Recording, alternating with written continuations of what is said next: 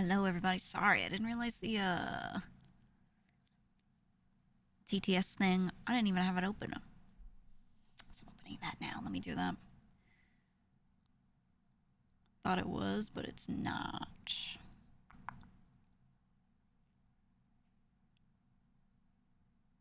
Let me fix that real quick.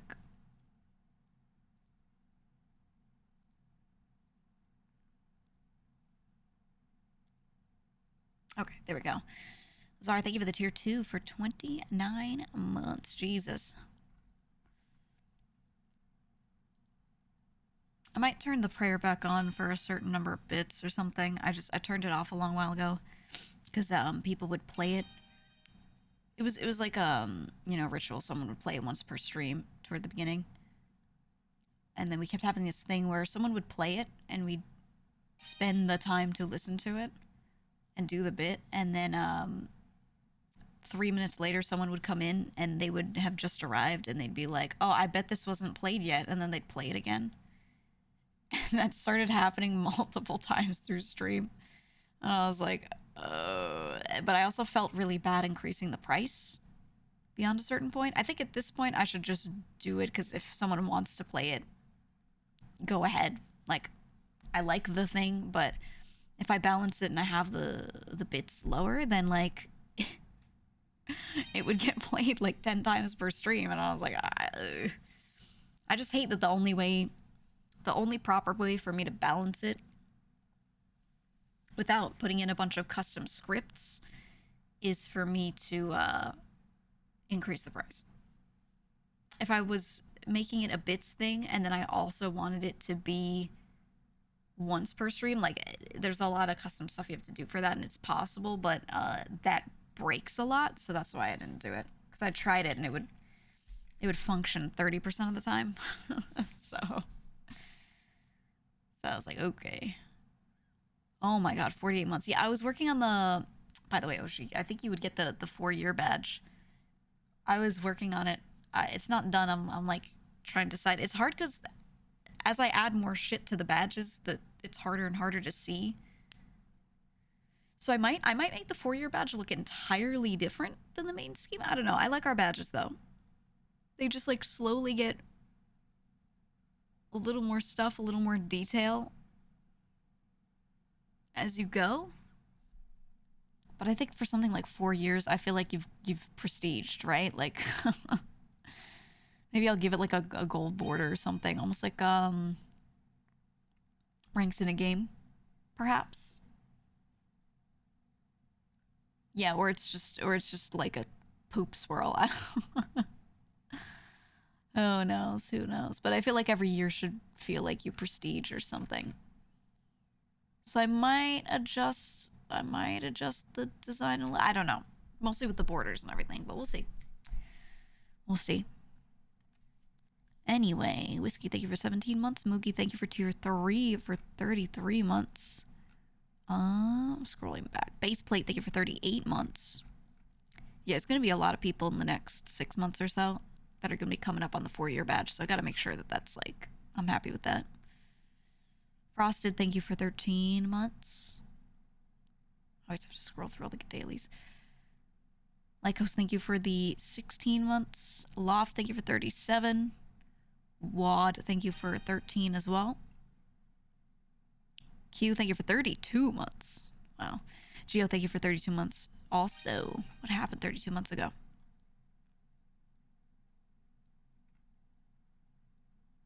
CMC, thank you for 27. Gainer, thank you for 22. Lyrics, thank you for 7.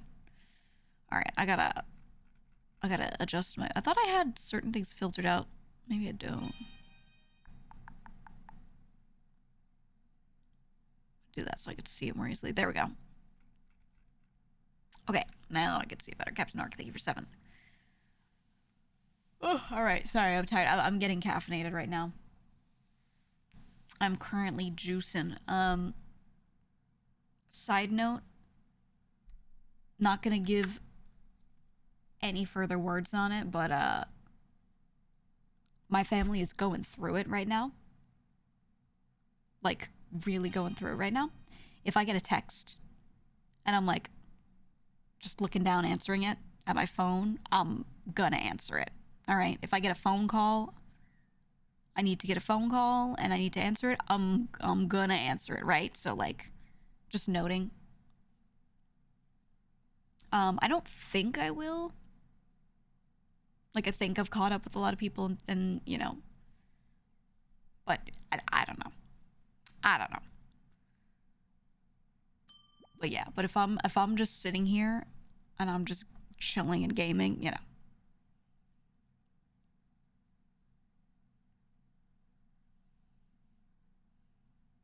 Hi, Sakura.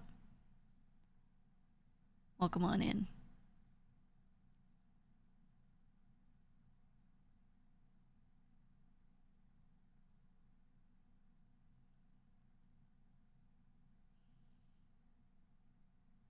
But yeah, so I'm just answering texts right now. I'm trying to caffeinate. I'm so tired. Oh my god. So tired.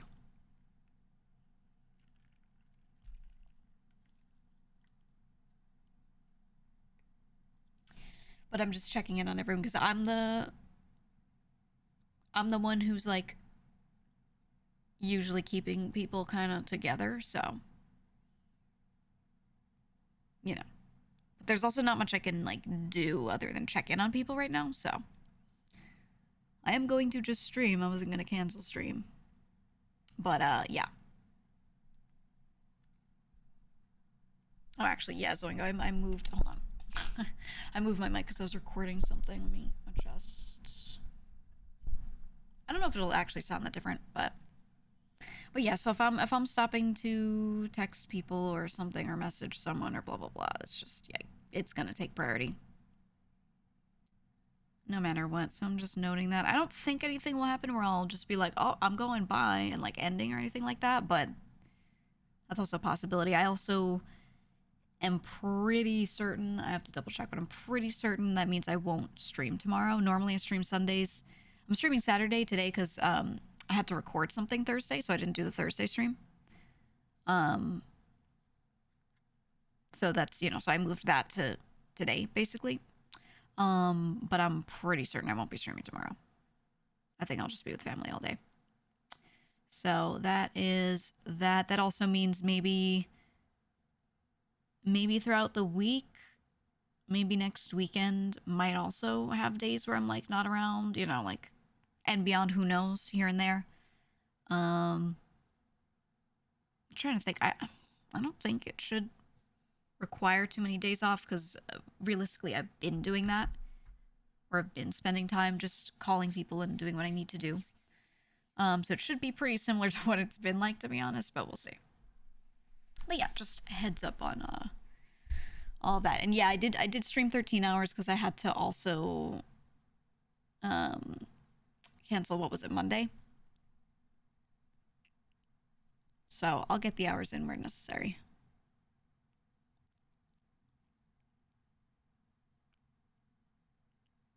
But yeah. Croutons, thank you for 28. But we'll probably just do a lot of gaming today and hang out. I have to check something real quick and then we can do the thing.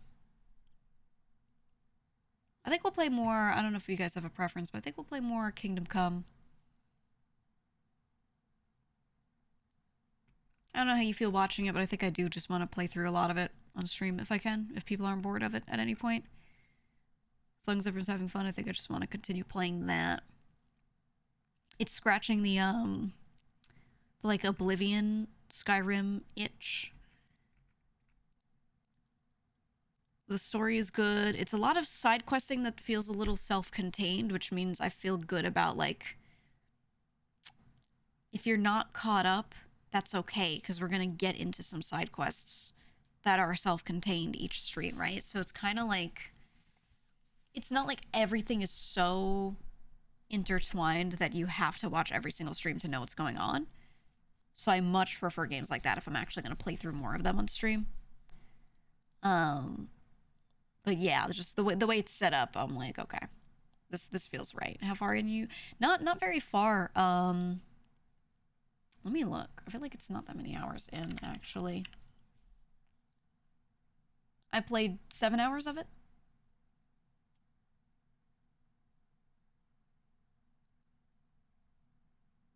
We need to get a horse and we need to do a lot of things, though, so I can actually get through it a little faster, because toward the ending of it, we were spending a lot of time just having to walk to different locations. No, I did not play more offline. I probably will here and there, but I wanted to, for now, just play a lot of it on stream. Kingdom Come just give a medieval GTA 5. Don't say that. Don't say that. No, it's imagine if you could have a proper RP server, but in Kingdom Come. That would be insane. With that combat, too. I am going to spin the block, bruv. Showing up in your horses. Air him out, bruv. Duck this clip. Be insane. What are you doing outside me fort? Oh, I would die for that. I would die for that, because we have what? GTA and Rust are like the only games where people really do that. Like gang shit. In a server-based thing. I would love that so much, and I would cry if the devs make it possible. I would die. Christ be with you, yeah. Expecting more proprietary RP games at some point. Honestly, I think one of the best things you could do is make like an engine where people could just create RP servers out of nothing, right? Something highly moddable, but set up to be that. With a map builder, etc., and then you just charge people out the ass for using your thing. I think creating games for like that purpose could actually be crazy. No, VR chat lacks mechanics. Yeah, Minecraft has it, but it's Minecraft. People want things that can feel a bit more... I mean, it's cubes, it's voxels, like, it's for kids, etc., etc. People want things that feel more realistic. I think people would kill for that, though, genuinely. Alright, I did my thing. Oh, for real, though, I think, if you could make a game... Maybe it's not made for that purpose, but if you can make a game that people can much more easily build out, like, proper RP servers out of, I think no matter what, it'll do well. It'll do well. Straight up. Gary's mod for MMOs. Yeah, but in Gary's mod, I mean, you could do so much with modding it in certain ways, but it still has no realism to it. And I think that's what people want. Right? Second Life still thing? I never played Second Life. Actually, what does Second Life even look like? I always hear about it, but I never actually, like, got into it. I always thought it was one of those things that was like, how do I say it? I hate this word. But it felt like it was for normies. You know what I mean? It was like MMO for normies. Was how it felt. There were no mechanics in it. Oh, yeah, ew. As I'm looking at it, it's just, ew. Okay. It's a bunch of people walking around and being like, you want to come to my party mansion? I have a party mansion. It feels like there are no goals in it. I think that's the thing that you need still on an RP server, right? Is you need some sort of mechanics, progression. Someone needs to put a lot of time and effort into it. Like when Abe does his Rust servers, they specifically have some sort of weekly basis thing, right? He sets up like this day we're doing this, the end we're doing this battle, you know, and it feels like there's a really big purpose and we're kind of rushing to be, you know, the best at that thing. And I think that's what you need. You really need.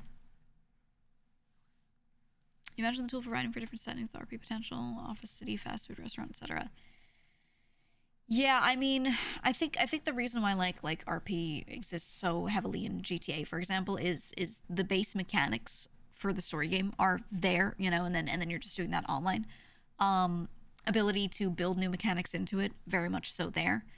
But even more so, the map, right? The map is a city. It has a big airport at the bottom. It has a normal port for ships. If you go up north, it has some lakes and some things that are a lot more, you know, nature filled. There's like a desert area, and then up but north of that, there's something that looks like the Pacific Northwest. And they kind of just shoved like a huge region into one map. And there are different towns and things kind of separate from the main city. And I feel like when you make RP servers for any game, you kind of need that. So like the way Abe's Rust server worked, where there were a couple of different main areas around the center, and then as you go out to the edges, there are people's kingdoms, and people were building their own little towns in between that. Like you need that sort of physical map set up for that to work, right? Or so I feel. Do people RP in Star Citizen? I feel like that game is made for that, but do people play it? Is it... What's the deal with Star Citizen right now? I thought it was like in beta or something, or can you actually... Is it like fully... It's like full released? I don't actually know. Initial release date 2017. It does have a play now button. It's in pre-alpha. What does that even mean anymore, man? Hey, our game is nowhere near done. Buy it? Question mark. Yeah, so they have, okay, if you go to their site, Star Citizen Play Early Access Now. Right? And then they have another game, Squadron 42, in development. Which means they're not finishing this. I don't think they're finishing this, right? It's a single player branch. Okay. They have a $48,000 bundle? What? Oh, it's always been the case. Okay. Got it. Wait a minute. I'm checking their store. Really? There's no way. It is currently playable.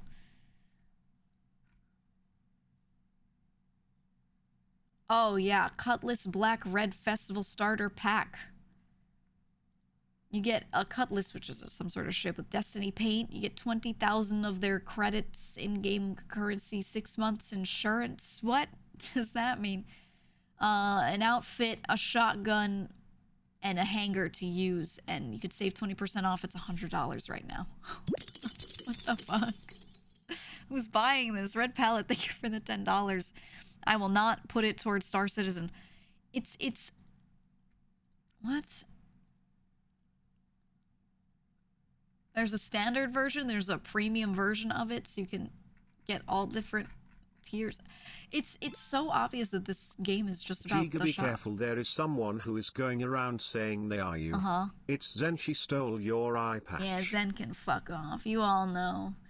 You all know the truth. The truth. Puts on an eye patch once. Oh, I'm GEEGA now. Oh, it's me, I'm GEEGA. Intrepid starter pack. It looks like they have all these starter packs and they just keep throwing together like a ship and some items, and they're like, yeah, you could play the game to get this, but instead we decided to make you buy it for $100. Right? Which was on a right eye. Oh, she got it wrong. Oops.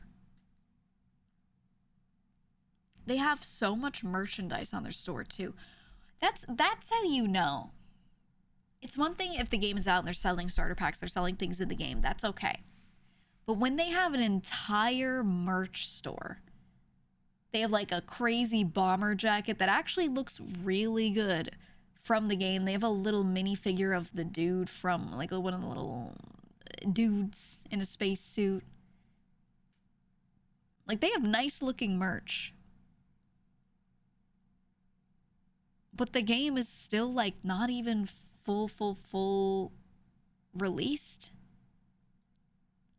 When you get that deep in the trenches with your merchandising and your shit isn't even like anywhere near done, that's when you know it's just they're not doing okay and they needed money to cover the cost of making this. And now who knows, maybe they're making a lot of money now at this point, but it's clearly a cash grab. What the fuck?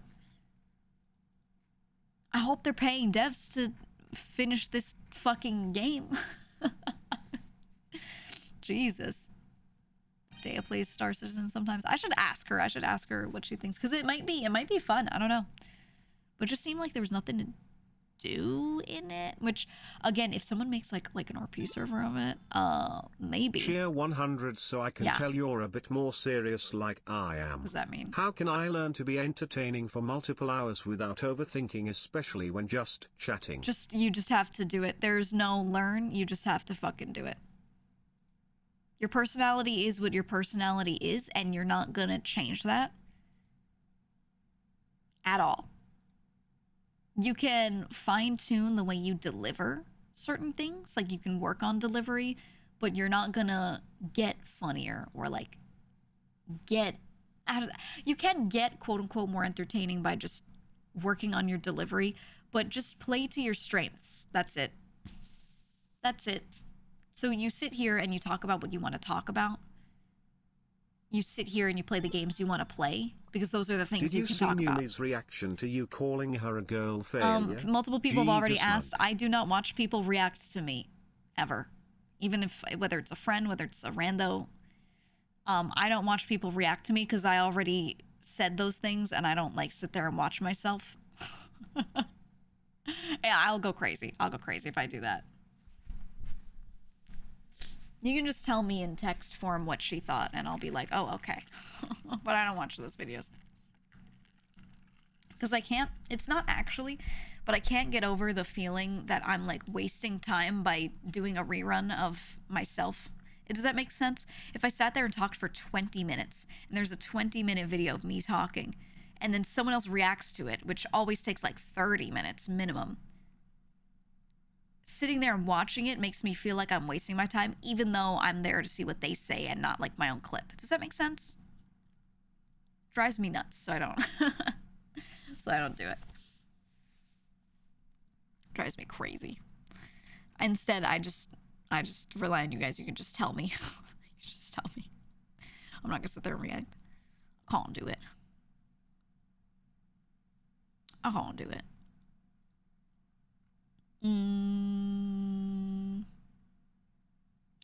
Batten said, for that guy earlier who was asking that streaming question, you can just do it or just don't, like I did, okay? I am not funny. That's what Batten said. Yeah, pretty much, like, just try streaming, and if it works out, it works out. If it's working out okay, but it's not that great, but it's like all right, then you have something to work with. If your personality, your demeanor, everything does not lend itself to being entertaining on stream, genuinely decide if you want to even try, because if that bothers you, then it's clear you're doing it because you want success and not just because you're doing it as a fun hobby. Does that make sense? Like, it's kind of a test for you to realize what your motivations are. Totally fine to like hope for success on the side, but you know, does that make sense? So just use that as your thing to understand. Again, nothing wrong with doing it as a hobby and trying to get better, as long as you don't set crazy expectations. Because doing things like trying to get better at being entertaining means changing the way you speak or changing the way you act and react to things, and trying to make that, like, trying to put enough time into it that it becomes natural, right? You have to be mindful about it and think about it and make it happen at first, and then eventually it becomes natural, and that takes like hours upon hours of doing that before it's normal. Does that make sense? So, you know, you have to kind of discuss with yourself if you even feel like doing that. You know? Some of it will come naturally, some of those changes, others not really. You have to make them happen and be actively trying to change yourself, which is hard. It's like when you go into, honestly, I see it the same as the following. If you go into your adult life and you need to learn how to pitch someone a project, you need to learn how to make a pitch deck and then be able to deliver that well. Everything you need to do to practice being able to do that, to be able to convince them of something, blah, blah, blah. That's like the same experience as going on stream, reviewing what you did on stream and being like, now I have to do this to make people entertained more. What can I change? It's the same, just for a different purpose. So, you know, if you don't enjoy the former, you're not going to enjoy the latter. You know, just because it's about comedy doesn't mean it's fun. It's not always about comedy, too. It's about things such as reducing the number of times you say sounding more certain when you speak, etc. So that's all not for everyone. Try the Monster Hunter Wilds second beta. No, I was going to try it last night, but that was not the night for it. I would like to play it today. I don't know if I'll play it on stream or off stream. I don't know if we'll do Sorry, I'm a little sick, so I'm blowing my nose. I don't know if we'll do just one of those, if we'll do both of them, or if I'll just leave Wilds for something that I do off stream later today. I don't know. Arkveld is a challenge. He's cool, isn't he? I was looking at so I'm trying to avoid watching too much. I clicked on a friend's stream that was playing it, and they were in the middle of fighting Arkveld, and he's just cool as fuck. The chain thing, the little arm fronds where he slaps him down and everything. It's cool as hell. So I am excited to play it. I do want to play it. I don't know if I'll play it on stream today or if I'll just do it after. I might just do it after to chill. You think game choice is important when growing to have a better chance of getting seen? Absolutely, yes. The only reason when you're growing that people would find you, just discovery-wise, it's a small bullet-pointed list. One of the biggest ones on there is you're in a category that person likes, so they click on you. You're a small streamer and you're playing some obscure indie game, and some guy who likes that game is looking to see if anyone's playing it, and then he goes and sees you and he goes, oh, and he clicks on you. That's like one of the few ways people can actually find you, aside from having content on another platform go viral, a Twitter post or a YouTube video or short, or third is who you know. Someone watches you collab with someone else, or another streamer mentions you, and then people find you through that. Those are the three main ways. So if you're not producing a fuck ton of content on other platforms, and you don't have like a bunch of friends that are chilling you, then yeah, it's all about what games you're playing and the content people see, because they don't know anything about you before they click, other than what category you're in and what the thumbnail looks like. It's the same as YouTube, where the only thing they see is the title of the video and the thumbnail. They have not seen any of the content. They maybe have never seen your channel. They don't know anything about you. The only way to get them to click is what they see right there before clicking, the moment before they make that decision. Same thing with this. Category is the best way to do that. Does that make sense? Or Wyverns from Frontier had that gimmick too, but this is cooler. Yeah, the animations look really nice. The animations look really good. Really, really, really good. So we'll see. You think Twitch could do much to change that people didn't have to use other platforms to advertise themselves? No. To be honest, no. And I say that, so the short answer is no. The long answer is actually yes. They can, but they won't. And part of why they won't is because I don't think they have the money to do that. So that's why when the question is, could they do more? My answer is no. I think if they had a lot of funding, they could. But yeah, the long answer is no, they won't. Because they would need to market their platform, which means ads and et cetera, for their own platform elsewhere. And I don't think they'll do that. I think the only way they'll do that is through their own people making YouTube videos and then going, watch me on Twitch, right? Like the streamers advertise the platform itself without them doing it. And that's it. That's it. That's the only way the platform gets more people coming over to it. So, you know, if the streamers already do it themselves, why would they? They're not going to. That's my answer. Hi, Spin. Twitch broke. Is it still, have you guys still been getting that issue? I know we had it my last stream where Twitch is just, like, the servers have been a little cooked and they've been randomly buffering.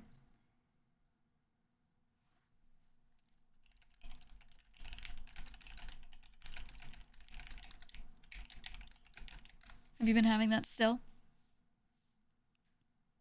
Some saying yes, some saying not as much. You haven't seen it, Sven? So when I was streaming on, was it Wednesday, guys? I think it was Wednesday. People were saying that, like, everything was fine, and then occasionally they just get, like, a weird stutter or buffer that they didn't get, but it wasn't, didn't usually get. It wasn't just my stream, it was those people, every stream that they were trying to watch would do that. And it was all a bunch of people. And some users say they haven't seen it at all. So I think it's maybe whatever server you are closest to and whatever server is sending you the view data. I think that's what's affecting your viewing experience. So it's not like, it's not per stream, it's per viewer. Some of them have that issue and some don't, based off of what is sending them the video for all those streams. That's what I think. Question mark. I can't quite tell, but that's what it seems like. I actually wasn't having too much issue. So I was wondering about that because I saw a couple of chatters mention it in a stream last night. They were like, oh yeah, I'm getting that weird buffering thing, and I wasn't getting it at all. So it was interesting. A little interesting. One of our EU residents said it got fixed when they changed their VPN. Okay. I wonder if their location makes it send info from a different server? It's interesting. Interesting. If you guys are having that issue, and you should be, but if you're using a VPN, try changing locations or getting on versus not being on VPN and seeing, you know, if that changes things. Because I can't think of what it could be otherwise. I don't know. Shitty connection nodes somewhere. Somewhere along the entire network, yeah, there's something's shit, right? Something's shit. I don't know. I don't know. You're saying the buffering was not my fault. No, you're not the only one. You're not the only one. It's apparently been happening to so many people. So many people. You in or near a blizzard zone? Oh yeah, so people are getting slammed with winter weather. I probably will. It's no surprise or secret that I am where I am. Yeah, I today at some point will probably be seeing really bad weather. If that affects the stream and the stream shits out, my power or internet shits out, it shits out. We'll see. We'll see. I've got a snow shovel. I've got food. If everything goes to shit and I need to stay in here for 3 months, I have cans of cat food that I can live off of. So I should be okay. It gets really, really, really cold in here. So if my heat shuts off for a bit, I'm gonna be in bed covered in blankets dying. We'll see. We'll see. It gets really cold in here. Even with my heat on, it gets really cold.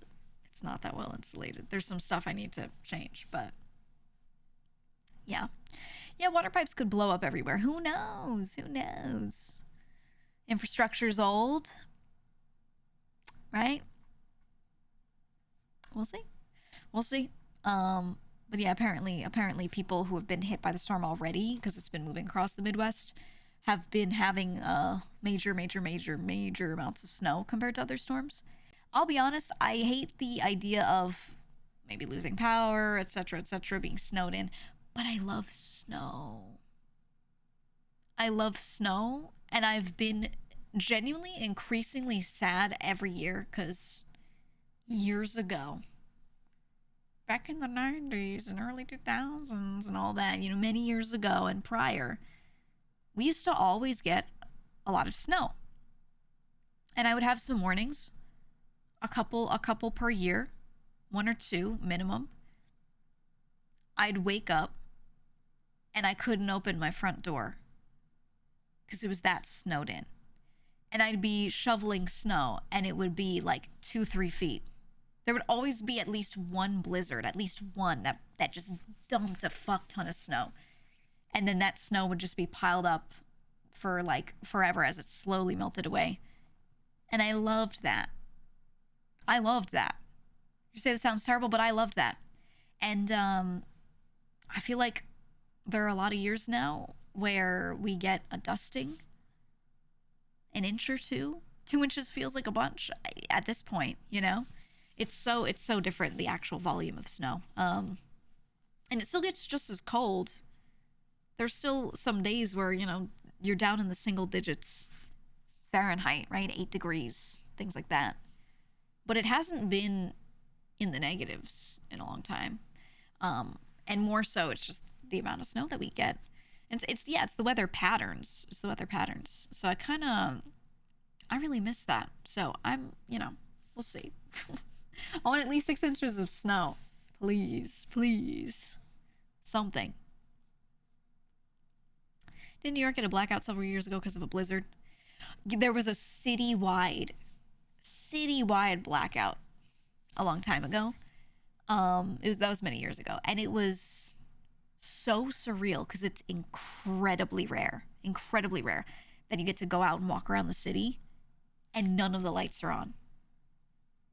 That is crazy rare. And that happened at one point.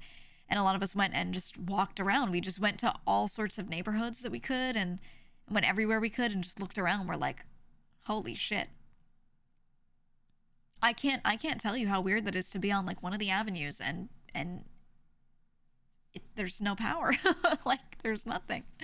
Because usually, the way the grids are separated, it's just one block or a couple of buildings are on the same thing. So if power goes out to a building, it's just a few of them, or just that block. It's really a tiny portion. But having that happen, throughout the city and looking around and it being eerily quiet is crazy. Even then, it's not eerily quiet, but comparatively, right? It's nuts. Absolutely nuts. You've been getting bad snow for the South the last few years and the infrastructure is just never prepared. Yeah, it's shifting. It's shifting. So certain areas in the north, people are getting less snow, and it's just that the storm patterns are different in where they're going. So they'll get used to it. They'll have to get used to it. Did it feel apocalyptic? No. It really didn't. It was more cool than anything. Everyone just walking around going, huh, weird.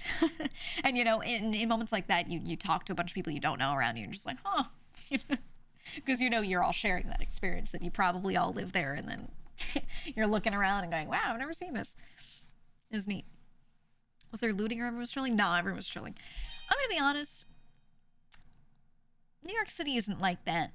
And I know there are issues when there are issues, yes. But the crime per person of that type is not very high. And it's that those sorts of things are very concentrated to certain areas that are quote unquote bad areas.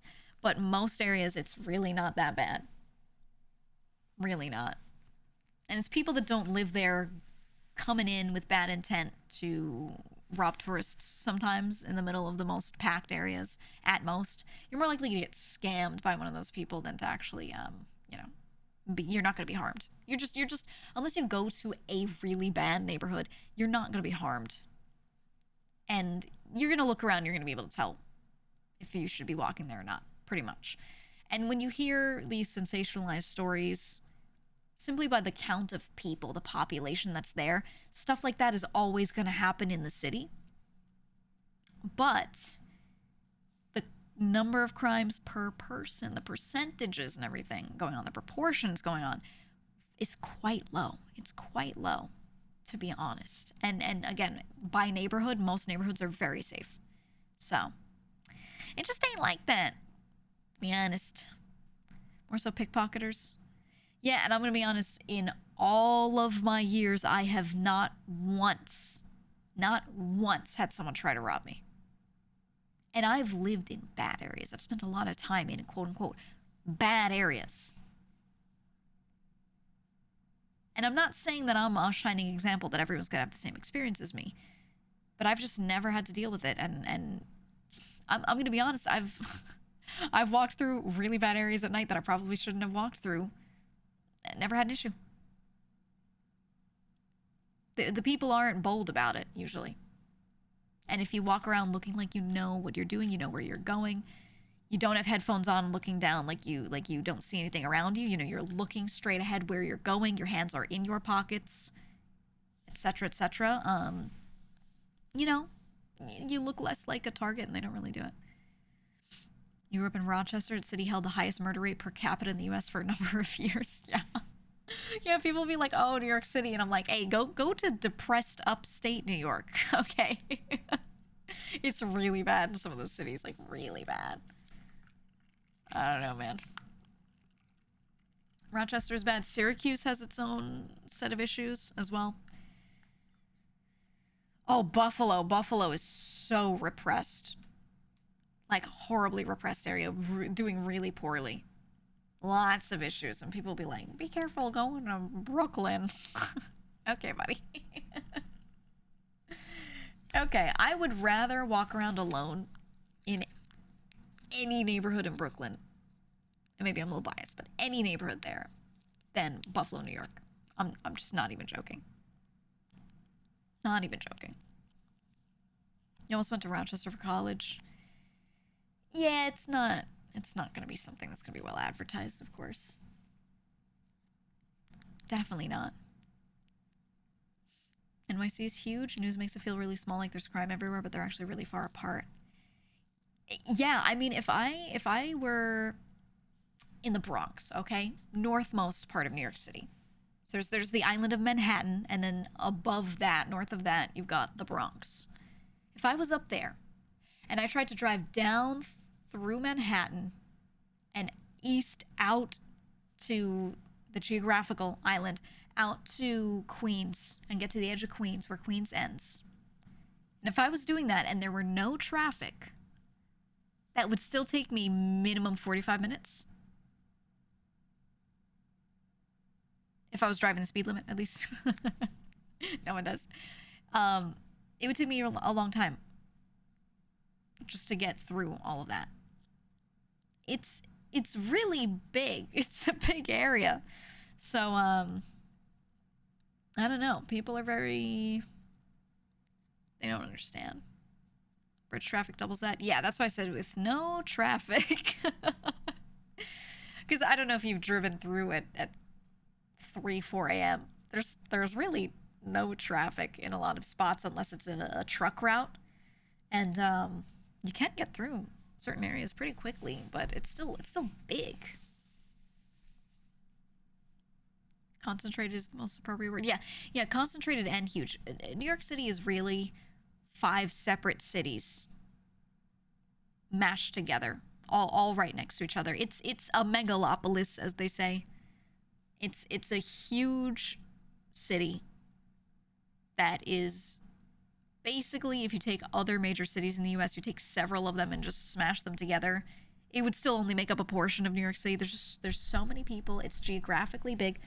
That density that you see in Manhattan, all of Manhattan is dense, and it's a big place. And then there's all this sprawl that is still city-like. It's crazy, man. And I never realized how different it was, you know, back on my day, until I started traveling to other cities. And I was looking around, and every city I would go to, I would legitimately be like, there's no way people think this is a city. because my idea of what a city was New York. That was all I knew. And it's still to this day, people be like, oh, you know, the city is just so packed, blah, blah, blah. And I go to any other city in the US and I'm like, no. This feels like a suburb. But that's just, you know, it's perspective. It's what you're used to. That's all it is. Remember Seattle's downtown being the size of like 2 blocks of Manhattan. Yes, Seattle feels very... Yeah, it feels like one of the outer boroughs at most, and even then still not that dense. It's crazy. Astoria is getting more big buildings too. About time. The food there's so good, but it used to be a, you know, known as a bad area. It's kind of funny watching it get built up. It's getting ultra gentrified. Sunnyside was first. It was Long Island City, then Sunnyside, and now it's extending up. If you guys know that area of like northwest rather, Queens, all of that. It's all that building up of Williamsburg that they were doing, starting to extend north. So Williamsburg became the cool hip neighborhood that got all gentrified, and then it started going up into Greenpoint a little bit, and it started going up and up and up and up. So basically the whole coast of Queens and Brooklyn that looks over the river at Manhattan, all of that at this point is getting completely just fucked. in a good and bad way. Great if you have money, bad if you don't. As per usual. Wonder what cities can compare. LA, Tokyo. I would say maybe Tokyo, but it's not. It's sprawled differently. I think it's just that there aren't many cities that just continue to grow out at density like New York City. Typically, there's just another city further away that also becomes dense in its own city center, and then they have a nice train going between them. But New York City was just like, yeah, fuck it. We'll just keep growing out. We'll just keep growing out. We'll just keep growing out. And they had great public transportation that they let extend far out. Most other cities, their public transport networks end a lot closer to the city center. But New York was like, fuck it. We'll just keep extending the train lines. Why not? and I don't think many other cities in the world have done that. There's more of a clear point of capacity because the public transit they just end. They're like, no, we built it out to here and that's it. And you can even argue that while New York City is its own city, a lot of people will say that there's almost a megalopolis. If you go between the train lines, you start up at Boston and then you take the train down to New York City and then you take a train down to Philly and then a train down to DC, but especially just ending at Philly. They're so close to each other. Not close, but also close to the point where it's very easy for someone to live in one of those cities and work in another. Mostly between like Philly, New York, where they do like two days a week in the other city or something. You could even live between the two and drive to one some days, drive to the other some days, because people are used to just long transport for work. And it's to the point where the culture and the people living between them become more intertwined. So there are some people that try to argue that they're like, well, it's not the same city. It's like almost like a something. I don't know. It's just people trying to talk about semantics, I feel. What's the population right now? I don't know. Let me see. Current population, NYC. 8.258 million in 2023. 8.25 million. In 2024, a lot of people moved out since COVID era, though. So COVID era happened, 2024. It is just at 8.1 million. In 2021, it was almost at 8.5. So it's been going down, like in 2024, 160K loss of population. Yay! In my opinion, yay. Whoa! You plan to stay? I want to die here. You never know, but I want to die here. That's not a lot. For the density, New York City is 300 square miles. or do you mean the number of people that left? I thought you meant overall population. Here's a cool stat. LA is 502 square miles and has 3.8 million people. NYC at that same time was 304 square miles, 8.4 million people. It's like literally the density difference is crazy. Absolutely crazy.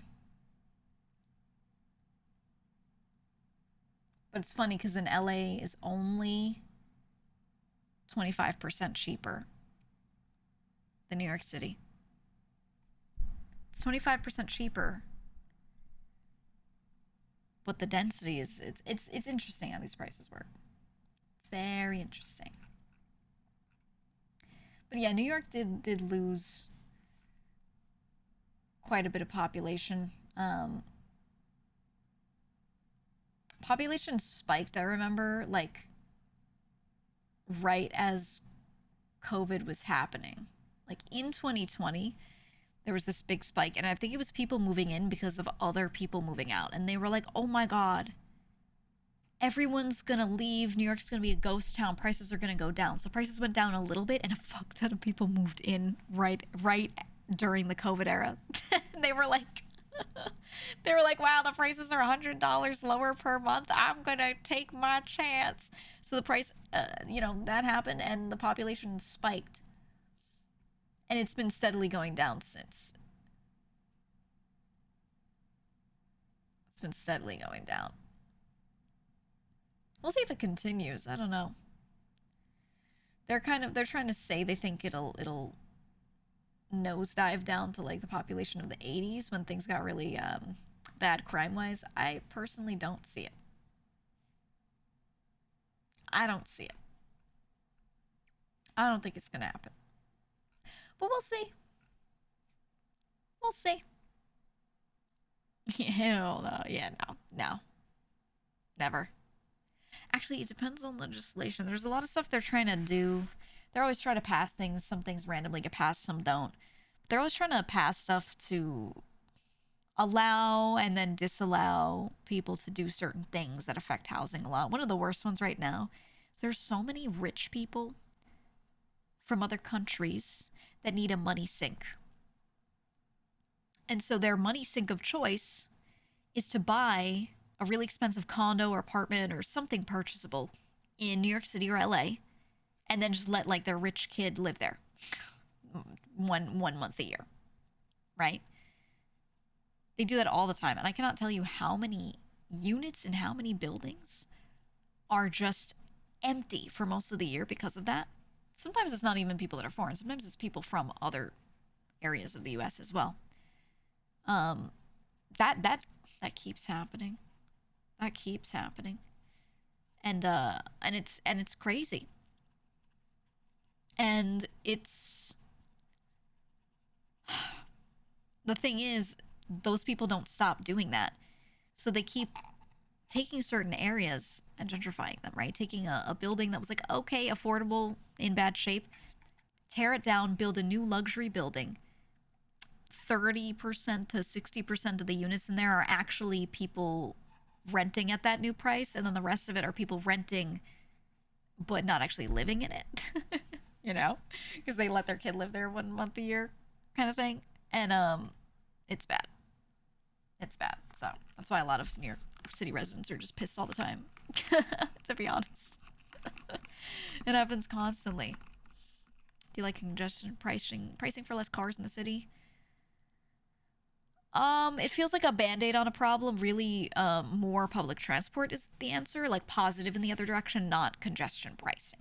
I do still think it's a good idea to do, but I don't think it's the answer. I don't think it's the actual answer. How do you feel about if they close all the roads in New York for cars and only some delivery trucks? What do you mean for cars and only some delivery trucks? What do you mean by that?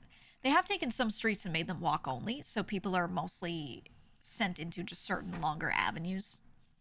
And then those ones that are walking only, you are allowed, there's no through traffic, so you can't drive through it just because you want to drive through it, because it's on your route, but you can drive into it if that's your destination. So if you're a delivery vehicle and there's a restaurant on that street and you're there to deliver something in the morning, you can pull into that road and drop stuff off and then leave, because you're going slow, you're stopping, it's not through traffic. But they have done that quite a bit more, and I like that. I like that. Basically that. Yeah, I think that's good. They should keep doing it, but there's a point where you just can't do more of it. I think public transport, more buses, better buses, more routes, more trains passing through, etc., as much as possible. I think that's what's needed, and it's already really good. They just need even more. That's it. Because there are more people. That's all. Didn't they turn an elevated railway into a park? Yeah, that was an incredibly old one that was never in a state where it could be used as a railway again. It's a very, very old one. It's called the High Line, and yeah, they turned that into a park. Yeah. Accordion buses. Yeah, they've been doing that. So a lot of the buses were what you think of as a standard bus, and over time they've made a lot of those buses that are two-part. It looks like a little accordion in the middle. And yeah, the person will drive that bus around, and it has a weird bendy part, whatever. And it just carries more people. It just carries more people. So honestly, that's been good. It's been really good. I think the big issue is just that there needs to be more affordable housing within distance of places that people actually work. The more large neighborhoods exist that are all not affordable, the more the people that work there have to live in another neighborhood and then get over there, so they can't walk there. We need more breaking up of that. Do you or I have a theory that Law and Order exists to lower the price of New York homes? Faction redeems chat. It's true, it's true. But yeah, I think the public transport is really good. The problem is a lot of the people that do jobs that don't pay a lot, instead of being able to live in Manhattan in an area and potentially walk to work or take a train 2-3 stops down, now they have to live further out. So they're living in areas of the Bronx, they're living out in outer Queens, outer Brooklyn, and I mean outer isn't further from Manhattan, and then they're taking longer transport in. So there's more people and more congestion on those buses and trains because people are having to sit on them for longer that normally would have just been sitting on that train or that bus for a couple of stops because they lived closer or even walked. And that's, in my opinion, a thing that's really contributing to the congestion. So yes, we could let things stay like that, and we could be like, hey, let's just have more buses run. But I think, if people were interested in doing a huge shakeup, I think realistically this can't happen because it's too far gone. But if they wanted to do a real shakeup and actually make things good, they would have more intermixing of types of neighborhoods and types of incomes, so that people who maybe earn less can still live closer to work, etc., etc.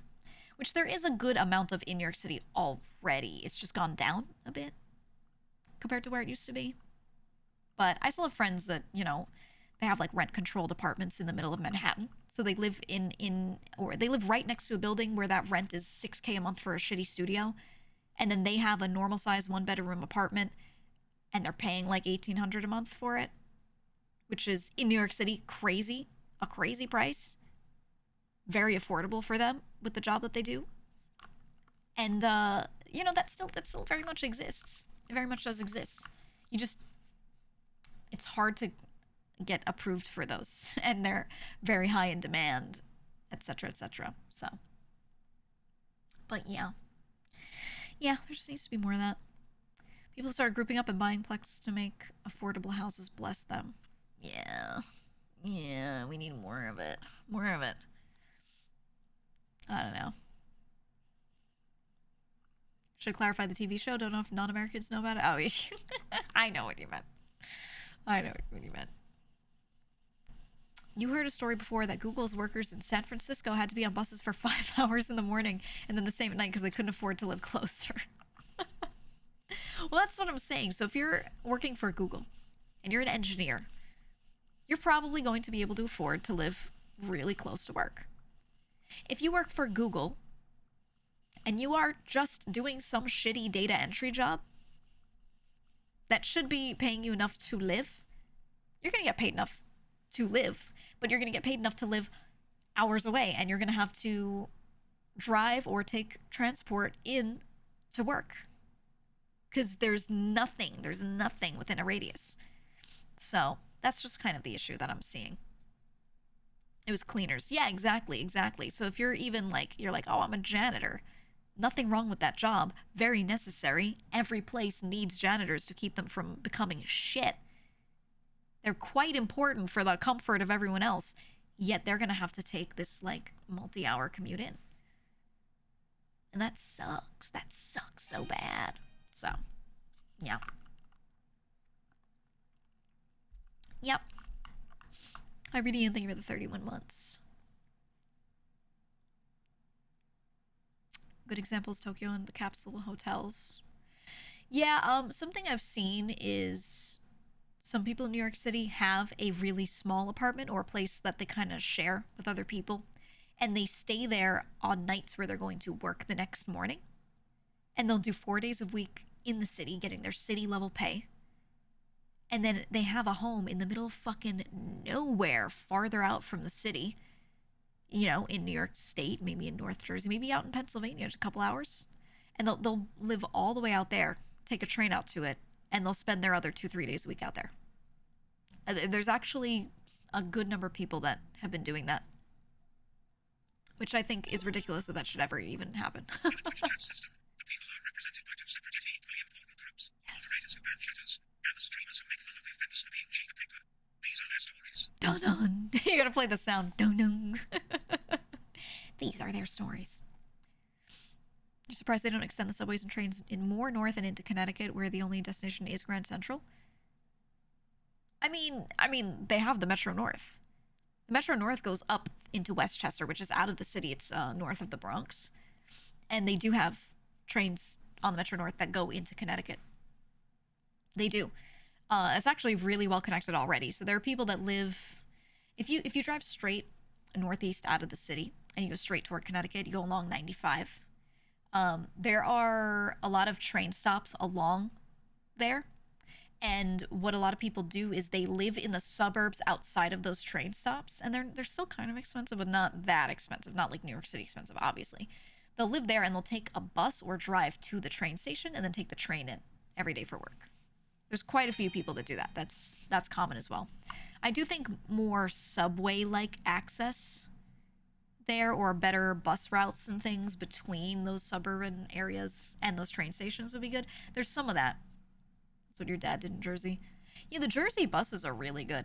Like genuinely really good. They're buses that run from every neighborhood, like far out in New Jersey, that will do their bus routes, and it's a big loop all throughout whatever part of Jersey it's going through, and then all the way into Manhattan to the bus terminal, the Port Authority bus terminal. Those are really good too. I've heard of a lot of people that they use those instead of the Jersey trains even. So those buses usually drop people from multiple areas in the suburbs and around housing to the bus stops, and then to like transfer buses, and then the train stations if they want to take the train the rest of the way in from a denser area into the city. But those buses also just straight up drive into Manhattan to complete their loop. So I think they've done it really well, and I wish other areas, upstate New York and Connecticut, the island, all those, they should probably extend more to be more and more like that. But it's tough because it's costly. It's costly to do. It is. He took the train into Penn every day. A lot of people do. There's a reason why Penn Station is the most used. Grand Central as well. Grand Central has a lot of those trains that go up north, reaching into it, or coming from the east. Jersey cut funding to Jersey Transit, they cut bus routes. I heard, yeah, that sounds like that fucks a lot of people, to be honest. Then again, most people that live out there do have cars, and they can just drive their car to their nearest train station and take the train in, which works, but, you know, Penn Station is very nice. It's a lot nicer right now. It was under construction, I want to say, like 2008-ish, I don't know, somewhere around there, up until like 2018 or so, 2016, there was this huge amount of construction that they were doing in there. I remember years just walking through there and being like, is this shit done yet? Because I was just walking under scaffolding within Penn Station. Or entire areas that I used to be able to go into blocked off because they were working on it. But recently they finished a lot of that. And it looks so much nicer. It's so much nicer. Oh my god. You hate that the old one was destroyed? It had to be. It had to be. The way it is now is so much better laid out. You're able to walk through it like a nice big grid instead of walking through the same 2 hallways past everybody to get to where you need to go. So, it's like road work. Look, I'll complain about it again. I don't think unions are bad, but I think one thing that they do poorly in New York City all the time is there will be something like government work, like, ooh, we need to do the electrician work in Penn Station. And then these companies will bid on it and they'll get their union work. You know, we're a union, so we get this contract for our company. Yay. They get paid $5 bajillion. And then they have 5 electricians stand around and stare at one apprentice doing work, and then they get paid 1 billion hours of overtime to do that. And then these projects take 20 fucking years. Okay. All right. It's just, it depends. I'd say the electricians are the least of our worries with those, but it's more the construction people. But holy shit. And then there's no punishment because they're so well protected. I could do that. Yeah, we could all do that. We could all stand there and be like, "Wow, good job." Oh, I think they should exist 100%. But some of the stuff you see coming out of them existing in New York City, at least, is rough. Sick leave and overtime. Which the thing is, everyone should have it. So I think in baseline it's definitely still a good thing. I wouldn't say, you know, get rid of them, and I'm not like anti that, but sometimes the way it manifests is a lot, right? It's a lot. Hi, Hanya. How are you? Like, do we live to work? Yes. You do. Actually, you do. It's true. How are you, Hanya? We're just talking before I play a game. Chatting before I play something. Oh, I have a friend messaging me about a collab this week. Ooh.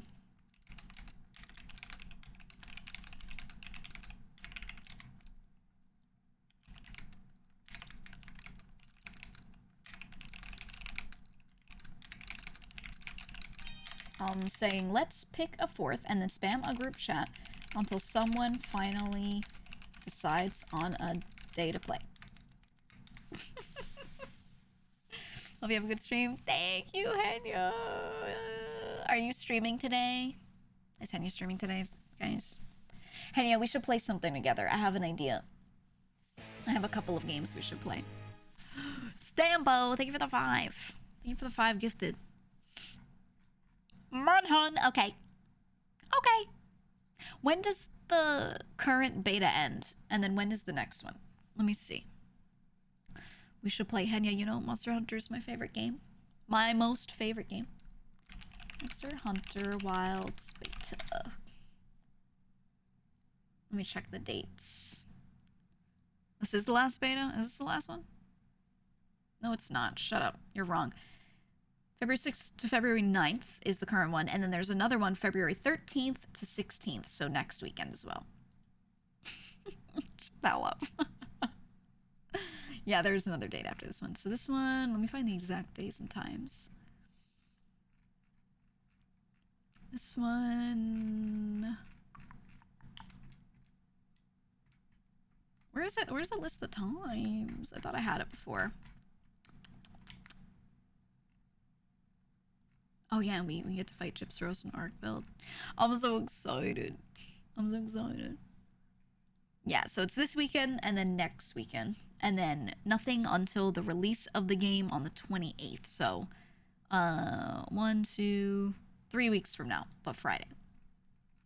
And we will be playing it. Yeah, Henya, we can play it when it releases. Immediately. I might stream for 100 hours. We should do it. We should do it.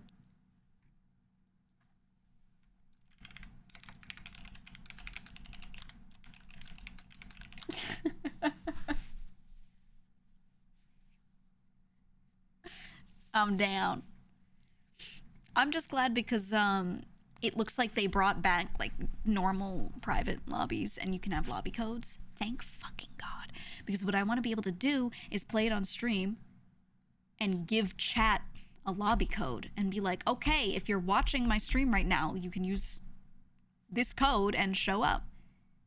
I hate when it's just public and any random person playing the game can just show up. They just show up and they're like, hey guys, I'm a Monster Hunter player. They're not even a stream viewer. They don't know why they're there. You know, they have no clue what's going on. They're just happy to play. You know, I much prefer having a lobby code. Because I also don't want to have to I'm not adding you guys to my friends list. I'm not taking my Steam ID, throwing it in the chat and going, everyone add me so you can get in the lobby, and then I make it friends only. I'm not doing that either. I want a lobby code so I can just drop a code and you can connect. That's all. So the fact that they are doing that, thank God. And the lobbies can be huge. So if I'm setting up a hunt and you don't get into that hunt, you guys can keep playing together and you know it's all community members. That's great. That's wonderful. So I like that. I like that. It's a bad idea. You'll be drowned in friend requests. Oh, it already happens. I mean, sometimes people find the right one, sometimes people don't. But there are people that actually, if I go right now to Steam, I have 3 pending invites. I have 3 pending invites. I always have random people trying to add me. And I'm like, why would I ever accept this if I don't know who this is? Why would I do that? One of them right now is someone who is just in no mutual friends. They have 9 friends on Steam. 2 groups. They're in the Hololive, 2 different Hololive groups on Steam. So they're a VTuber fan. Don't know who they are, ignore. Another one game ban on record, someone from Germany. 39 friends, none in common, so it's not someone I know. They've been playing Cruelty Squad, Darkwood, and Pacific Drive. Actually, no, they didn't. They played those on January 29th. They don't even play games? They haven't played games in over a week? Again, don't know who this is. Just someone trying to friend request me. Ignore. Boom. And then there's this one that I've just left there for a while. Because this person has mutual friends with me. But I don't know who they are. So I've just been leaving it. And I'm like, you know what? Surely one day I'll figure out who this person is. Because they're mutuals with some people, but the username they use is not one that I recognize. So is this someone trying to social engineer their way in? Or is this someone that I know and their Steam name is just something that I, like, it just isn't their normal username? Right? So I'll just wait. I'll just wait until someone's like, I've been waiting for you to accept. That's me, by the way. We'll see. We'll see. But anyway, I don't add people. I don't do it. Nope. Social engineer? I mean, yeah, that's how people do shit. They get to know. Here's what people do. It's scummy. Here's what people do. There's a friend group. It's a bunch of streamers. There's some big streamer they really want to be friends with, but they're a viewer. They're not even a content creator. Ooh, how would I ever become friends with them? They don't know anyone that I know. They look at that person's friend group and they find someone tangential. They find the smallest person, someone maybe who's not even a creator themselves. Maybe there's some moderator that's like someone's friend and plays games with them all the time, and they befriend that person. Because that person's probably less guarded and more open. to that stuff, right? So they're like, just as a community member, they're just becoming friends by playing games with them. Oh, let me add you on Steam. Ooh. Then they try to maybe one day see if they get invited to playing a game with that person that they became quote unquote friends with, and one of the content creators in that group. Ooh, maybe now I could push in and start to become friends with them, and then eventually, you know, stepping stone my way up. There are people that do that, and it's really bad. It's really fucking bad. And that's why some people in communities, some smaller creators or reviewers, will have the interpretation that larger streamers don't fuck with anyone because they think they're so cool. But realistically, it's because they've dealt with people trying to do that so much that they have to just like auto reject it. If I don't know you and you're not a good close friend of a lot of my friends, I cannot just go for this. You know, like it's a safety thing. You know, and that's why. And I myself, when I was a smaller streamer, didn't get it. I would see some of these people like just being so like locked down, like you cannot become friends with them. All messages off. They don't add anyone. They don't say yes to playing games if it's not only their existing friends. And I was like, that seems a little, but like that's a lot. And then as I grew myself and I saw it more and more, I was like, wow, you actually have to do this to keep yourself safe. Like I understand now. But it's hard to get it until you see it and you experience that and you're like, wow, okay. I have to fucking do it. So I get it now. For the longest time, I was like, I wasn't like, ooh, they think they're so cool. I was just like, they just, it seems too guarded. But now I do, some are not guarded enough, I feel. At this point, seeing how dangerous it gets, man. No thanks. Yeah, because the majority of hacking cases are actually just Jedi mind tricks. Yeah. Most hacking, quote unquote, that you hear about is just people doing that. It's just people doing that, and then you know, scraping together little bits of information they can, and noticing too much and all that. So no thanks. I'm good. Oh yeah, Maki, you said you've turned off your friend requests since becoming friends with creators. You've almost been a stepping stone. Yeah.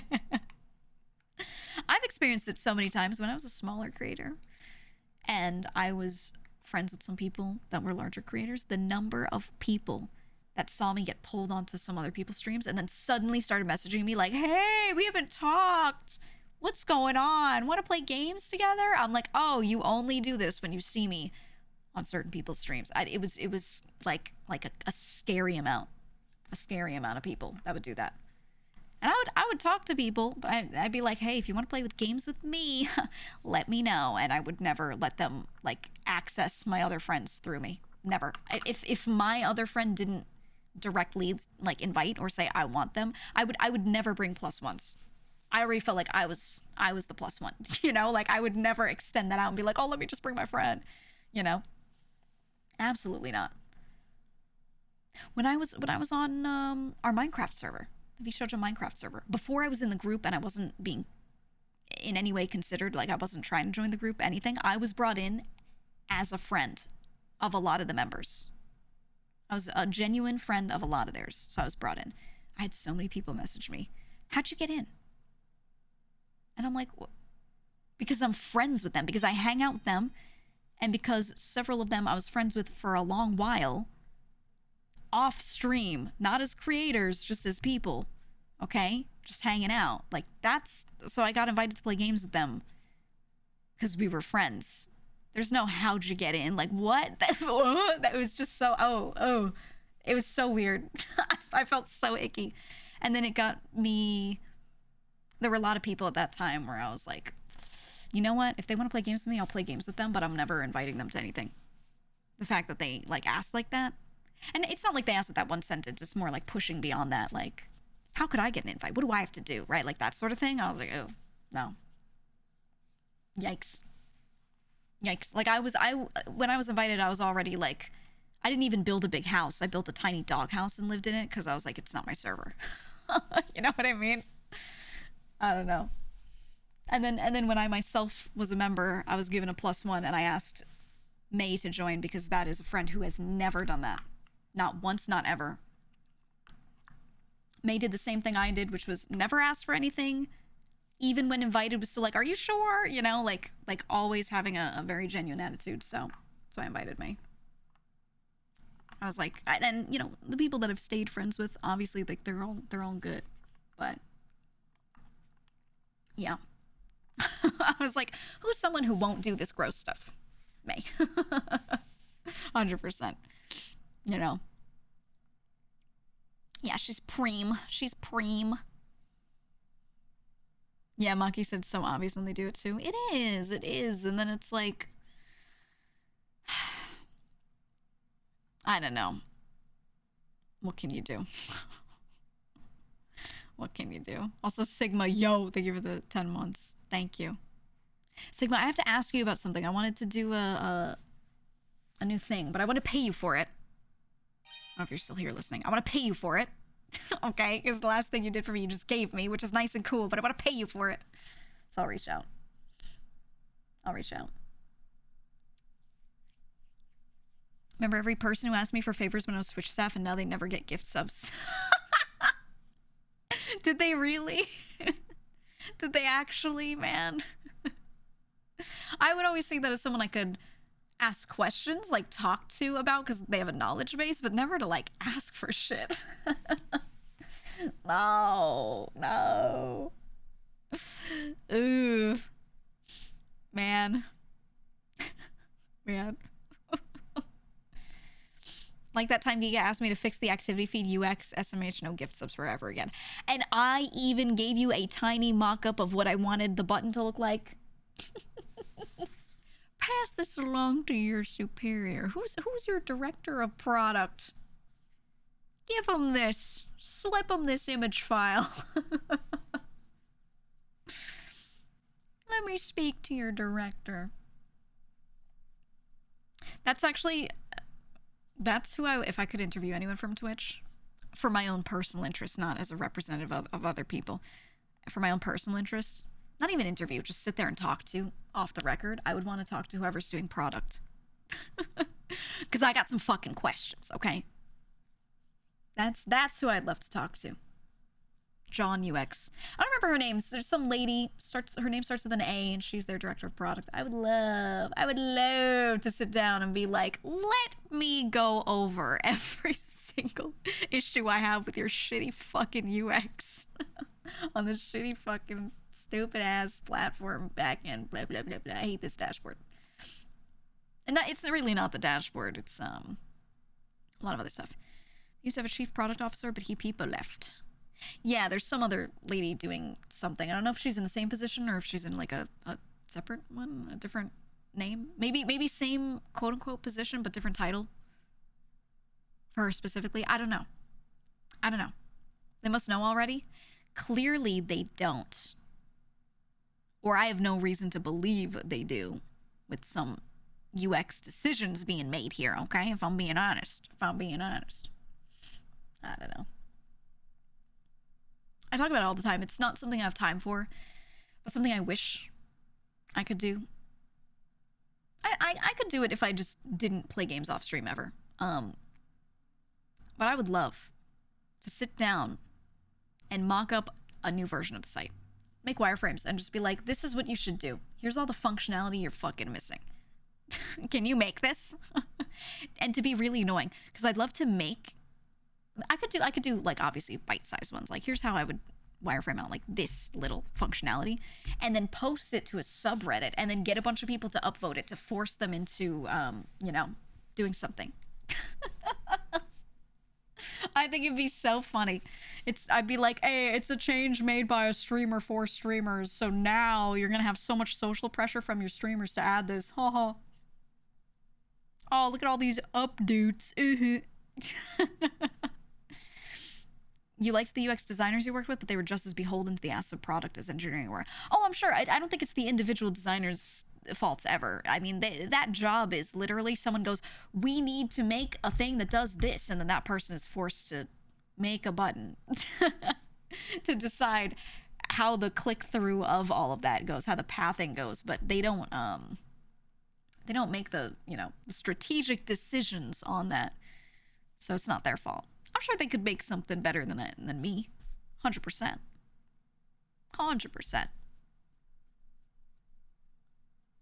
5 team members, 10 opinions. Yeah. Yeah. And you can only change people's minds by having someone make a mock-up of the thing you're talking about and then showing it to them. They can't just picture it in their fucking minds. I know not everyone can picture things when I just say it, but I've always, my whole life, been very bothered when trying to explain something to someone and they cannot picture it even mildly. Right? If I look at my dashboard and I go, okay, what I want is, next to that 3-dot menu, I want another button that looks like this that does this. And they'd be like, I don't get what you're saying. And I'd be like, I want a button that looks like this that does this.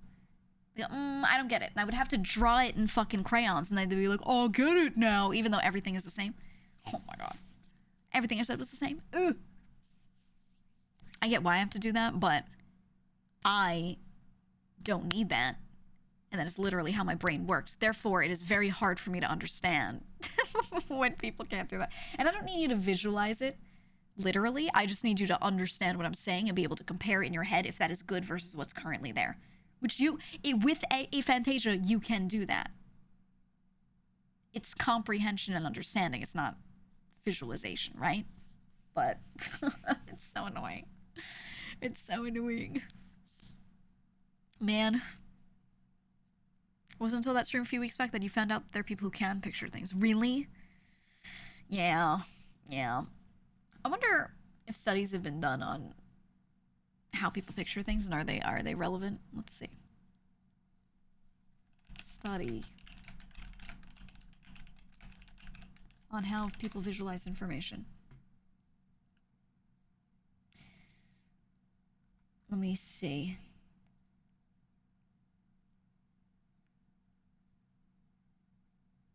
Let me see.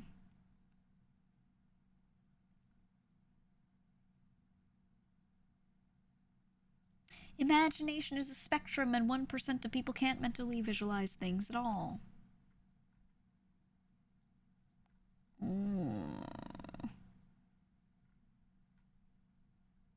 We range from people who are quote-unquote mind blind and cannot visualize things mentally to those who have brilliant images in their mind. Some people see shapes in their mind when they hear music or imagine colors when they see a number, for example. Synesthesia. Wow. That's that thing that so many kids on TikTok and Tumblr try to pretend they have. I just like when I hear music, I can like taste things. When I hear music, I can like see things and I'm magical. I'm magical. Most kids that say they have it don't fucking have it. And if you said you had it when you were younger and you were lying, I hope you didn't keep saying that.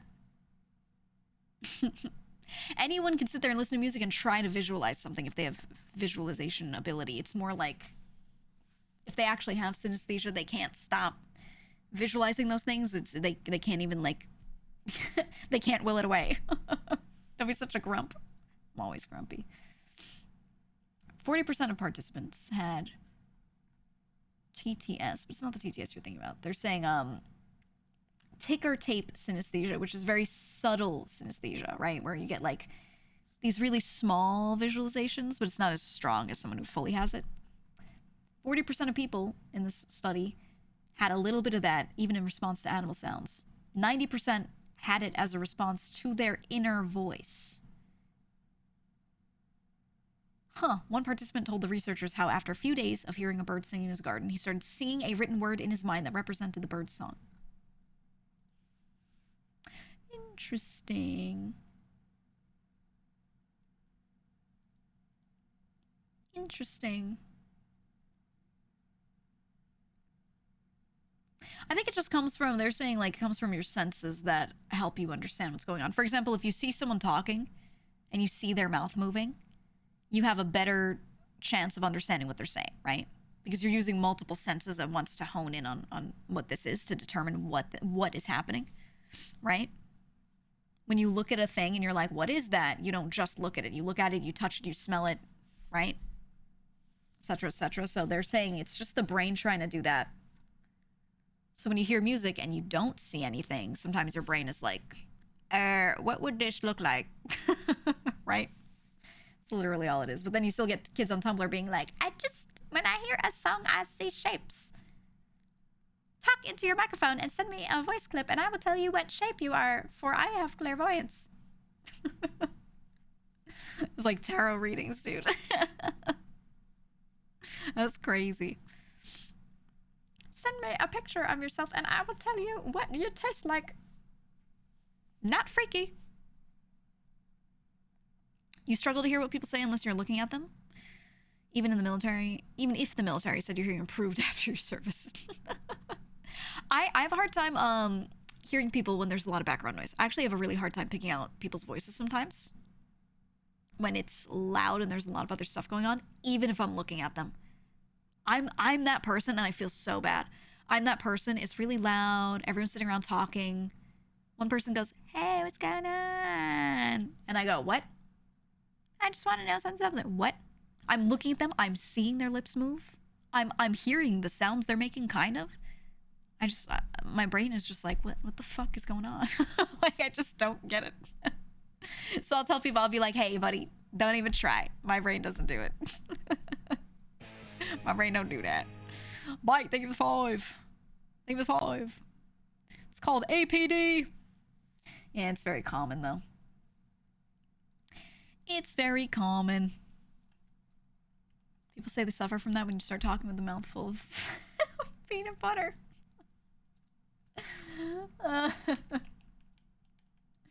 Yeah, no, I've always had a little issue with that sometimes. But I don't know if it is APD because I don't have any other issues with processing sound except for that specific situation. So never been diagnosed with anything or told I actually have a real issue there. Oh, you said point out, this is how you mess with people. Point out that there are 2 kinds of people. Those who will look you in one eye consistently and those who will glance back and forth between your 2 eyes. Always makes them aware of what they're doing. I tend to look away from people a lot when I'm talking, when I'm telling a story. When I'm just talking to someone, eye contact is fine. But when I'm telling a story and I'm saying, and then this person said, I will often look away as if I am, and I just do this naturally, as if I'm like mildly acting out them having said that thing at that time. I get really animated when I tell a story. And sometimes when I do that, other people look in the direction I'm looking as if I turn because I'm talking to someone else. And people have always done that and it makes me laugh. Because people in my family do that. Like, it's just a learned behavior. Everyone in my family, when they're telling a story, will be like, and then he said, oh, I don't know. And they'll turn away and then they'll look back at you as they're telling all the in-betweens of the story. We don't do it every time we're saying someone said something, obviously, but when telling a story, we do that.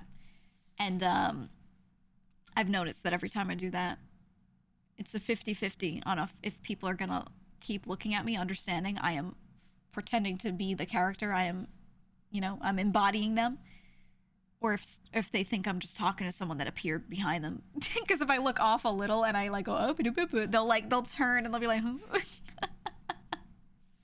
I think it's really funny. It's a thing I'm aware of, but I just keep doing it. I'm not gonna fix that. I don't think it's a problem to fix.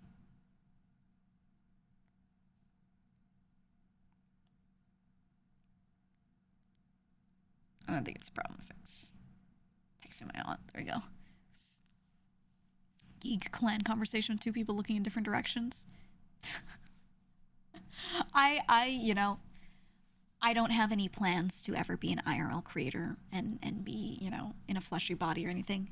If I did, I would 100% bring my siblings on so that you could see us talk to each other, because we will literally, like, if me and one of my siblings are sitting there talking to each other, we'll do that. We'll straight up not look each other in the eyes and have a whole conversation acting weird shit out. And it's like, I don't know how to describe it. It's bizarre. It's funny, though. I really like one of my brothers in particular. The one who is just older than myself. When we both tell a story together, we will stand up and act out the entire story. like you're in a stupid puppet show. We always do that. We always do. He did say he would be down to be interviewed, be heard one day. But that has to be in a video form. I can't bring him onto stream. That's a Glorbulon. I won't be able to bring him onto stream because he'll say some shit. He'll be like, anyway, when I was living at X address, and I'll be like, all right, buddy. we gotta kick you off. You're off the show. But he, maybe in video form with editing, that could work. Yeah, I'd have to edit it myself. Cut everything out, bleep shit, and then hand it to my editor and be like, here you go. Here you go. I bleeped 500 words, you know? It's just how it's got to be. It's how it's got to be. 30-second delay with the beep? I wouldn't even do it on delay. No. Nope. What's up with the animal in the title? That's a goat. Do you know why? Do you know why there's a goat in the title?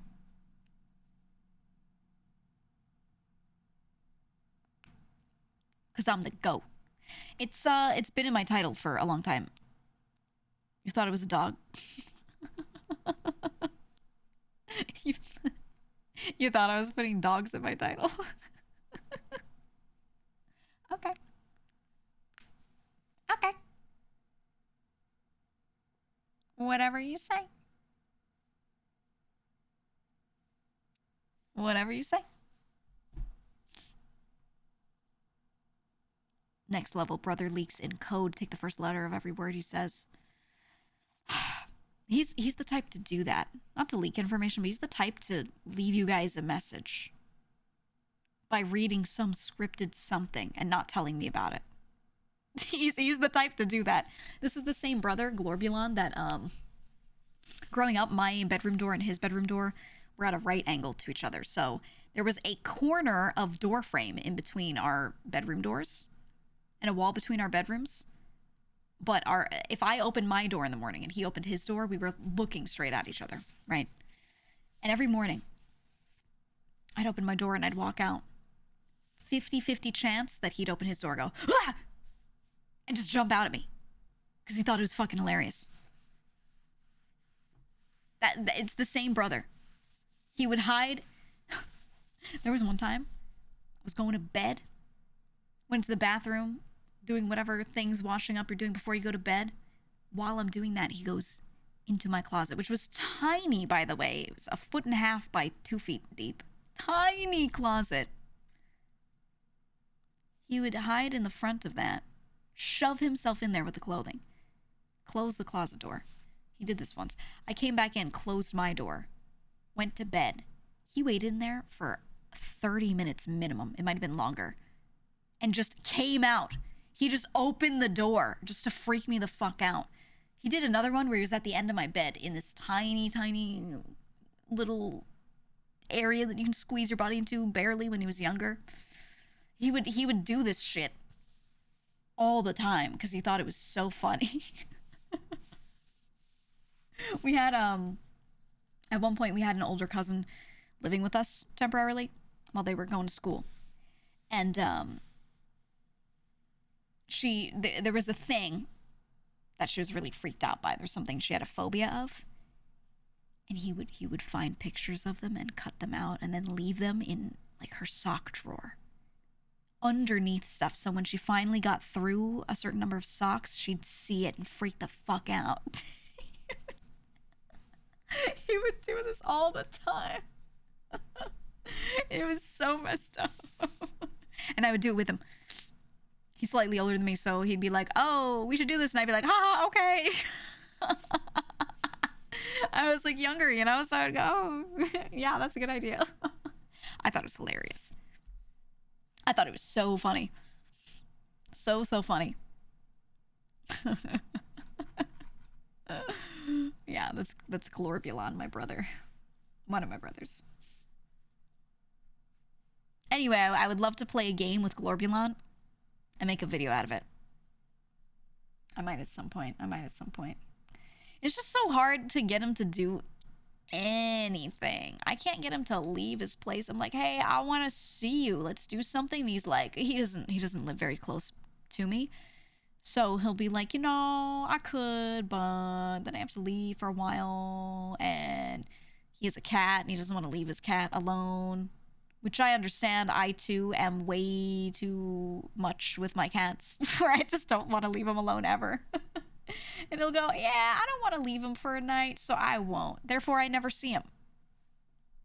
I'll go, hey, don't you have a friend or something or anyone around there that could watch it?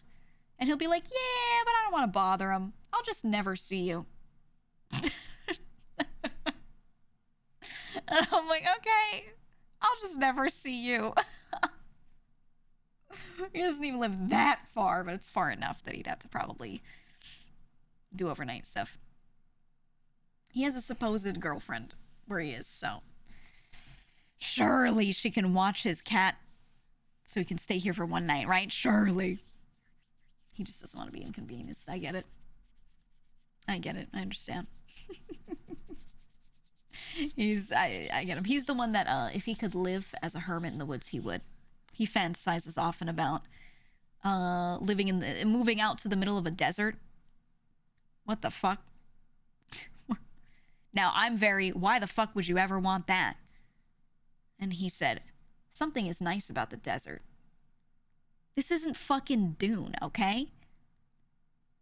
This isn't fucking Dune. You don't walk out there and go, we must walk unevenly in the sands. No, you walk outside and it's hot and you sweat all of your water out and you don't even realize it because it just goes away. You get sunburned. Your skin gets all dry and shit. And if it's hot enough, your shoes half melt on the pavement. And every time you get in your car, it's terrible. Yeah, but it's a dry heat. I don't want to fucking hear it. I don't want to fucking hear it. I'm sorry. Heat is heat, and I don't like it. And knowing him, he has always, okay, growing up, he's always complained about the heat. It could be 78 degrees, and he would go, oh my God, it's so hot. I, too, get overheated easily. I love the cold. I complain about the heat, too. So I know I would hate living in the desert. And he is like, oh, it would be so cool to live out in the middle of the desert. Yeah, it gets cold at night. But the daytime is hot. What? What he wants, I know what kind of weather he would like. The Pacific Northwest. I don't want him to move out there, obviously. That's really fucking far. Don't go. But he would like that. Or, oh man, the Northeast. He's in a spot that's actually really nice that he really likes, that I think is good for him. So hopefully that saves him from going out to the desert. What if he's only alive during the night? No, with the job he has, he will be out during the day, and he does not get to sit in an office all day. He has to go out and do things. So whatever place he lives in, he has to actually care about the weather because he doesn't get to lock himself up all day. So, just saying. Just saying. Send him to Pittsburgh. Actually, Pittsburgh is nice. It's not a big city. I don't love all the food. I don't love everything about the place, but it's nice. It's not very well connected to anything. It's really not well connected to anything, but I do like the weather. I do like the weather. It does get quite cold. Pittsburgh's great if you like drinking and leaving Pittsburgh. Well, the thing is, he goes outside to do work, but other than that, for recreation, he doesn't go outside at all. So he doesn't need to live somewhere where he will have fun, because he has fun in a house, you know? He doesn't go outside, so his location really doesn't matter. The thing that does matter location-wise for him is in relation to what the weather is like when he goes outside and works. And yeah, that's it. That's literally it. That's quite literally it. So I actually think he would like it. He would. He keeps saying he wants to go into the desert. But he loves snow and he loves the cold weather. He always has, and he's always talked about it. So I don't know. It's just a thing I think it's just a thing he says. I don't think he means it. I think he just says it over and over. He'd love Flagstaff, Arizona.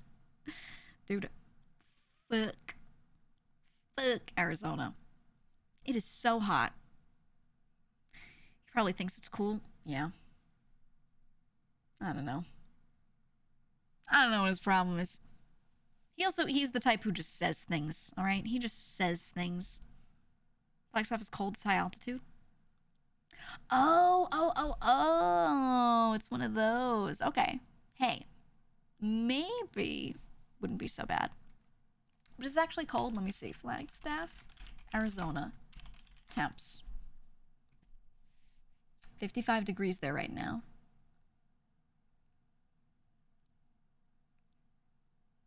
Coldest month is December. Average low of 20 degrees. Average high of 43. In the summer, average highs in the 80s.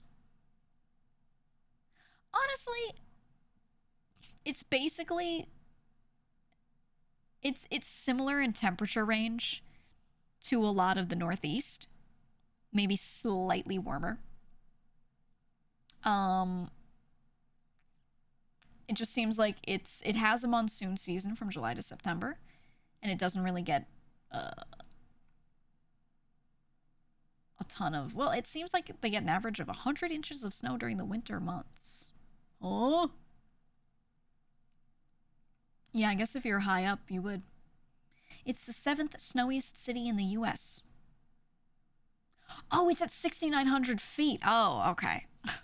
I'm reading this and I'm like, how high is the elevation? Okay, that makes sense. That makes sense.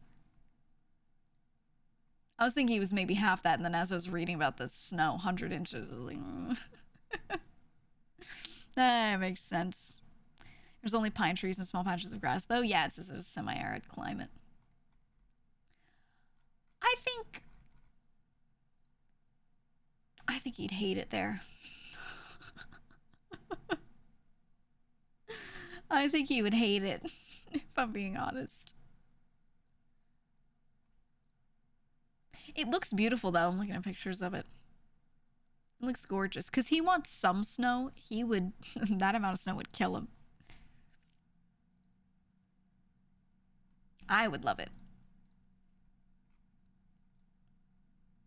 That's just me. That's just me. Kind of want to move to high elevation New Mexico. Doesn't get super hot or cold. I've never... Now, I'm sure I could get used to it. I'm sure it would be different if you actually spend a long time there and live there. I've never liked staying in places that were high elevation. I have always been very used to being practically at sea level. Okay? I've always been used to, you know, full concentration of oxygen and everything in the air, like just very close to sea level. Even smelling water all the time. Used to that. I have spent good chunks of time at high altitude. I always feel really bad during it. I don't like it. I remember I used to do a sport, and one time I had to do this sport in a place that was very high elevation, and I wasn't used to it, so I a couple times went and trained in some places beforehand that were high elevation to get myself to be able to do it. It was just one of the most miserable experiences, and I was able to get through it, but it was really funny because I knew some other people that didn't train for it, and then they got there and they just like they just got there and fucking died, dude. They were getting so sick. I don't know. I felt bad. Remember when I'd visit sea level places, I felt like an actual god. Yeah. I remember staying in a place that was high elevation for, I think, 3 weeks. You get used to it pretty quickly. I remember staying there for several weeks, and then when I went back and I was at sea level, the feeling was crazy. It was actually crazy. Yeah. Nuts. Don't you get some sort of physical benefit for training at high altitudes? Yeah, because your heart has to try really hard to pump a lot of blood around to get... You have a lower oxygen concentration in the air, so everything has to work harder to get the concentration of oxygen into your cells. So the training is it's good in that way, but I would rather just avoid it. But I've experienced it often enough when hiking and going up, you know, a mountainside, etc. I think it's hard when you go somewhere with high elevation and you're spending time there. You're chilling. Over time, you're chilling. when you're hiking, which is using a lot of energy, you're breathing heavily the whole time, and you're going from low down to high up and then back down, then back up and back down. You're doing that over and over. It's really easy to get really sick from that. Like you start feeling like you have to shit yourself unironically. It's really bad. So that's one of the hard parts of hiking.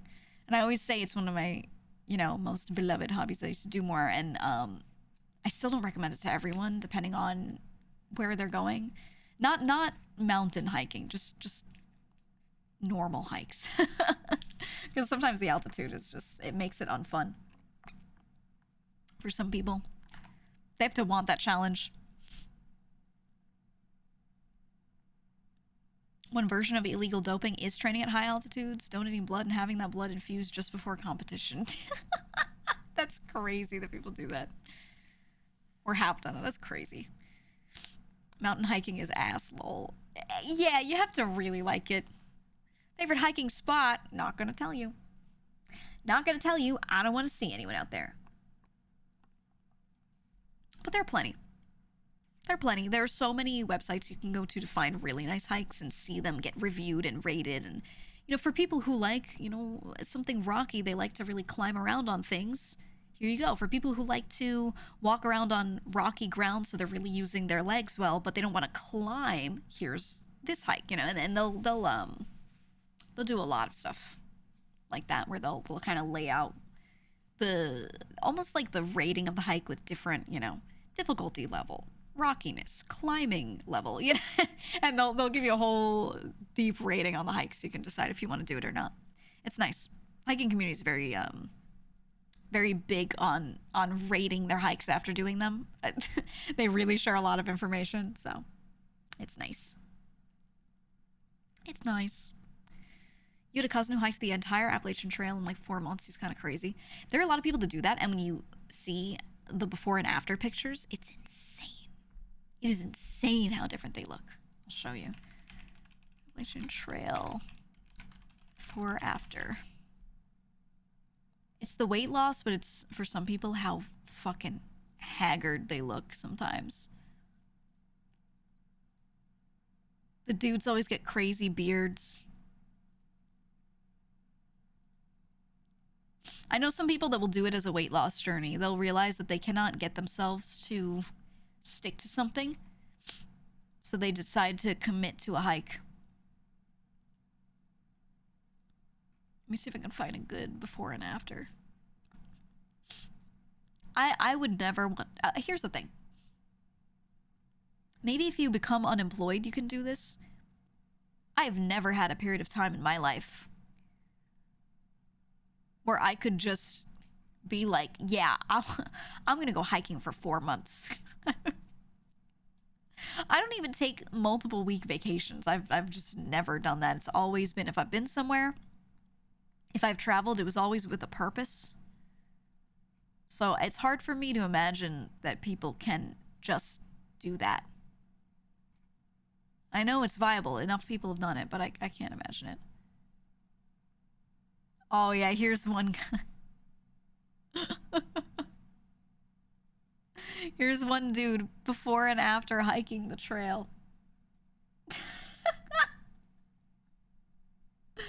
This dude hiked 2,000 miles. Avid hiker. Decided to do one long hike. This is I was trying to look for this one specifically. This is one of my most favorite before and afters, because in the second one he looks like a cave person, right? He looks like he's lived off the land his whole life. Yeah, his eyesight was healed. He didn't need his glasses anymore. Real and true. God, could you imagine? You've only recently been able to take one whole week off at a time. I can't get myself to do it. I cannot get myself to do it. You'll notice this about me. When I have to take a day off from streaming, I'll try to add a makeup day. Instead of just taking that day off, or I streamed 13 hours on Wednesday, so it's basically 2 to 3 streams to make up for not streaming Monday.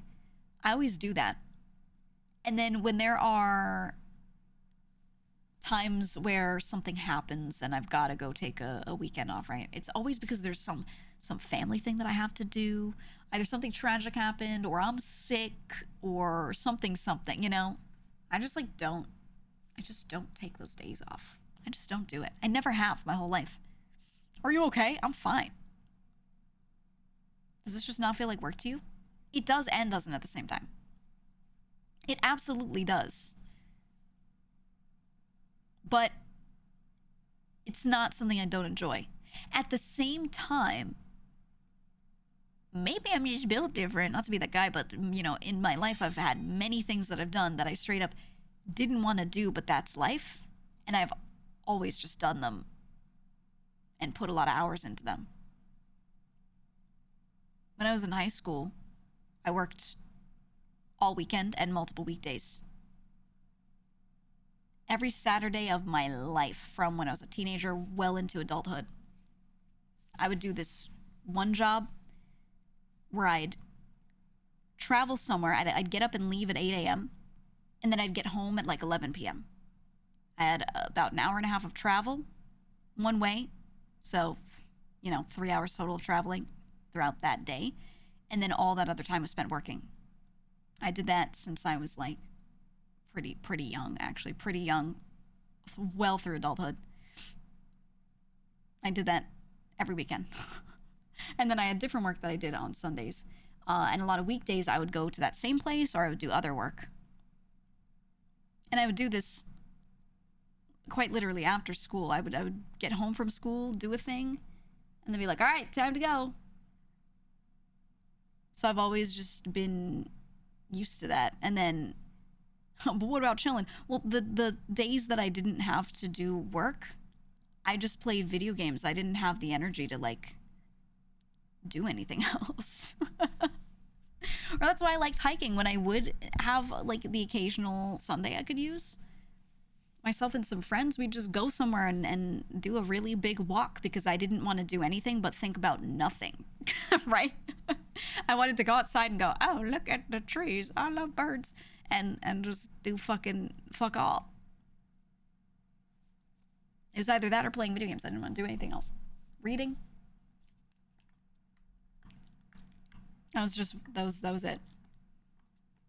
I didn't really want to do anything else but those three things for the most part. And I would, to be honest, I would also be chilling if I would take a train somewhere.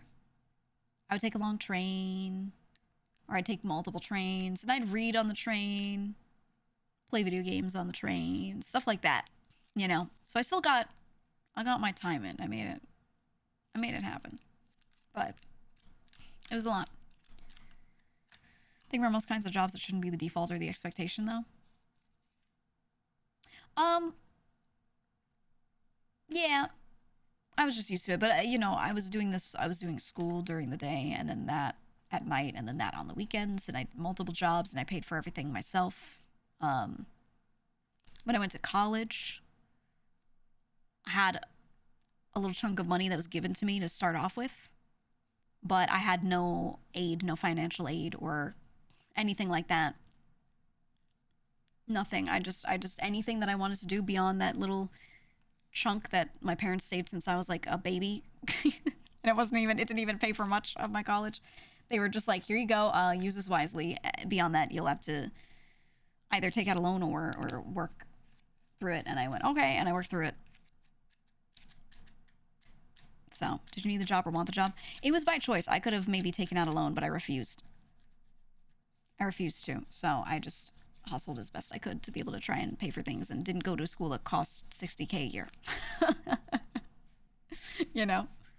I did everything I could to not have to pay a lot for it. But yeah. It was rough. It was rough, and you know, there were various reasons why I both didn't come from money, but also did not qualify to get aid for certain things. And I was just one of those people who probably should have gotten aid, but wasn't allowed. And I was very pissed about it. So I had to pay for it myself. It was rough.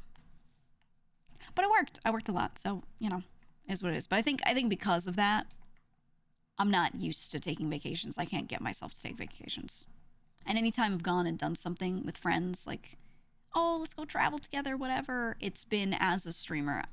And it's been like that one time me, Matara, Mel went somewhere, and that was only what, like 2 days, and then that's really it. I've done I've talked about it before. I went and hung out with Grape at one point. I went and visited her, and that was also like a 2-day thing. That's the most I can get myself to do, honestly. You understand that was in a similar type of thing? Yeah. Yeah, it's fucked. It was rough when I was going to school, when I was applying for colleges and things.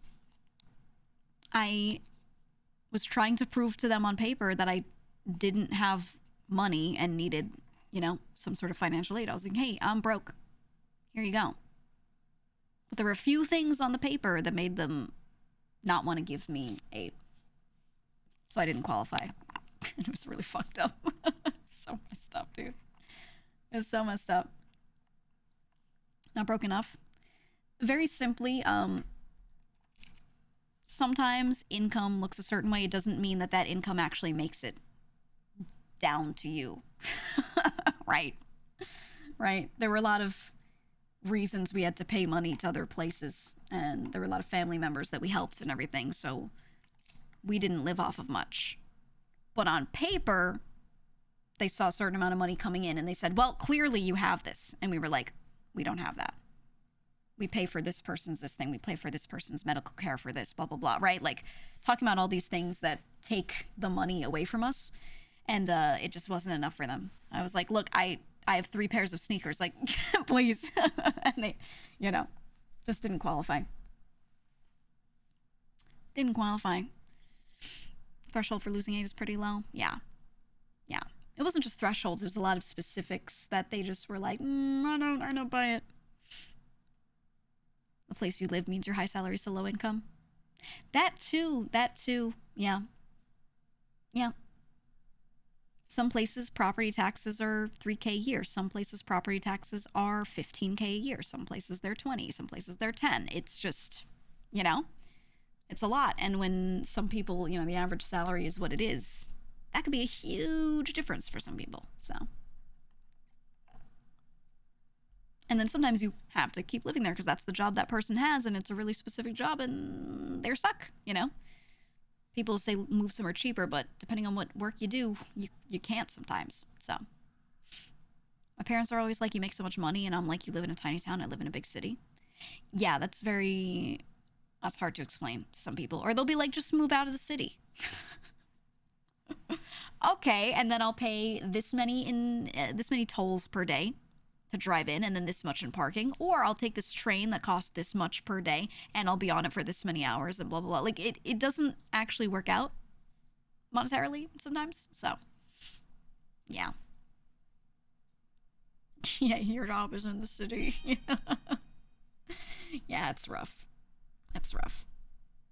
Lucky, stop, get away. For me, you know, a lot of my work I could have just done remotely, but there were also a lot of reasons why I had to travel. So I always had to live somewhere that was close enough to an airport that I could get to it, especially on, you know, short notice. Oh, need you here. Can you do this tomorrow? Right? So it was just, and a well-connected airport. Couldn't go live in a bumfuck one where I have to make 3 transfers, because then half the time you try to book a plane ticket, and if it needs to be booked for sometime very soon from when you're booking, they just don't exist. You know, all the planes are full, all the flights are full. So, you know, you get really limited in your options and your choices. But yeah, it is what it is. Do you hear Nucky? I don't know if you hear him. Nucky. He just came up here and I kicked him out, and now he went into the hallway and he's meowing. Meow. He's trying. Not really. Yeah, he's far away. He's very far away. You've been very spoiled with the work at home option. Yeah. It's very it's a no-brainer that a lot of people have chosen it. I think it's made a lot of people's lives better. The only issue is when you work at home. Now you get compared to everyone in the world. Okay, when they're looking at prospects of who could do this job, who could fill this role. If it's a remote role, instead of just having competition of the people that live in that area and can get to that office, now your competition is everyone, plain and simple, everyone who can do that job because it's remote. So it's great to land a job that can do that, or if you had a job that was existing and then they let you go remote, wonderful. But it makes you so much more replaceable, especially with people that live out in the middle of nowhere and have a lower cost of living. Those people are way more likely to accept lower salary for the same job. So, you know, it just doesn't work out. Doesn't work out for some people. Depends. On the flip side, your job prospects are more than your local area too. That is true. That is true. You just have to hope that the field you're in, you know, it works out for you. Remote work makes your family think you don't work and you get asked to do stuff 24/7. Yeah, I know a lot of people that work from home. They sit around and their significant others are always like, "Hey, I'm gonna cook soon. Can you wash this thing?" And they're like, "I'm working. Can just really quick." Oh my god. I guess really really annoying. Really annoying. I'm in the zone. I'm locked in my office. I'm in the zone. Don't bother me. Please. My mother did that a lot. She was like, "Oh, if you work at home, then that means you can just come out and visit all the time on a weekday. So if you want to drive to me, you know, middle of a weekday, the roads aren't bad or anything. It'll be so convenient." And I was like, I gotta be at work in my home office on a weekday because that's when everyone works. I am chained to my PC the same way I would be chained to an office. It's my PC's in my home, exactly. And I couldn't just laptop it. Or sometimes you're given a device that you can use and you're only allowed to use on certain networks. You can only use that one device at home. You can't just bring it around. You know, like it's not always something where you can just do that. So, I don't know. It's rough. So I would literally be chained to my office. I couldn't make that work. Oh well. Alexa, turn on triple. It's starting to get dark. When's it gonna get stormy? I feel like it's gonna start. Oh, not yet. Oh, the storm is moving slower and slower. Okay. Nice, we still have some time. We still have some time before I have to worry about that. Hell yeah, though it might still get windy here beforehand, so who knows what'll happen. As in rain and then snow, or maybe just snow, or I don't know. Could be anything. Depends on what passes through here. I won't know till it happens, really. So true, Alexander. So true. I too would stay off the roads. Storm might knock out your ability to play Monhon. I know. My plan is to stream today. We're gonna play a game very soon. And then after stream, I will eat food. And then I'll play more games. And I'll probably play Monhun. Stealing the family stuff yesterday. So I didn't start playing Monhun. I just hung out, took phone calls all day. Played some GTA in between because it's very easy for me to dip out of that. And that was fine. But I didn't get to play much Monhun. I was thinking I would do that late at night and then I didn't get to. So now I'm like, I swear to God, if this storm knocks out my power, I'm going to be so upset. Phone guy. Yeah, I was a phone guy all day. I was a phone guy yesterday all day, all night. What's your favorite drink and snack for hunkering down on rain or rough weather? I don't do anything special when that happens. I've never made it an occasion. I didn't know that was a thing until later in life, where some people would be like, "Oh, when the power's out, we take out flashlights and start playing board games." I didn't know that was like people make it a thing to make it fun or something. I just, if the power went out, I would just be like, I'm gonna play on like my Game Boy or something until it runs out of battery. Right? Or I'm gonna read a book or something, which I already did anyway. I would just do it by a light. I would light candles so I didn't use batteries of any, any kind. But I don't know. I didn't realize that that was like much of a thing. And all the food I ate was just the normal food I ate anyway. I didn't realize for the longest time that people made it like fun, or not like super fun, but a thing, right? Yeah, or I sleep through it. Yeah, yeah. Never played Monster Hunter. Think about getting Rise or World since they're on sale. Get World, don't get Rise. Do you have a UPS so you can save your work and shut things down safely? Your house loses power. Yep, yep. I do have a UPS indeed. I do. You played cards by candlelight. I would read usually. I would read. It's the longest you've been without power. I don't know. Couple days? Couple days, I think. Ebook readers can last ages. Yeah, I hopped on the train finally. I like physical books, but I hopped on the train of getting a Kindle a couple years ago. I got the Oasis, the one that's like super thin on one side and slightly heavier on the other. And when you hold it in your hand, it feels so nice to hold. You get no arm fatigue, even though, I mean, holding a little thing in your hand shouldn't fatigue you, but when you're sitting there reading for hours, you're going for a long session, you notice it, right? So I can hold my arm up with that thing and not even notice it because of the balancing of it. Oh my God, that thing is incredible. That thing is incredible. And I like to read a lot, but I don't want to own every book I read. I don't want to buy every book and physically have it in here. I love the idea of having a library, but I just want to own stuff that I might reread. If I'm just trying stuff out, I'm not trying to buy every single one. So, yeah, I have that thing. I have that thing, and I love that thing. I love it. What are you reading these days? I've been rereading some stuff. I've been bouncing between a lot of things. I just try things that have been coming out on like by smaller authors on Amazon's marketplace, and I just try them to see if I can find a good smaller author, to be honest.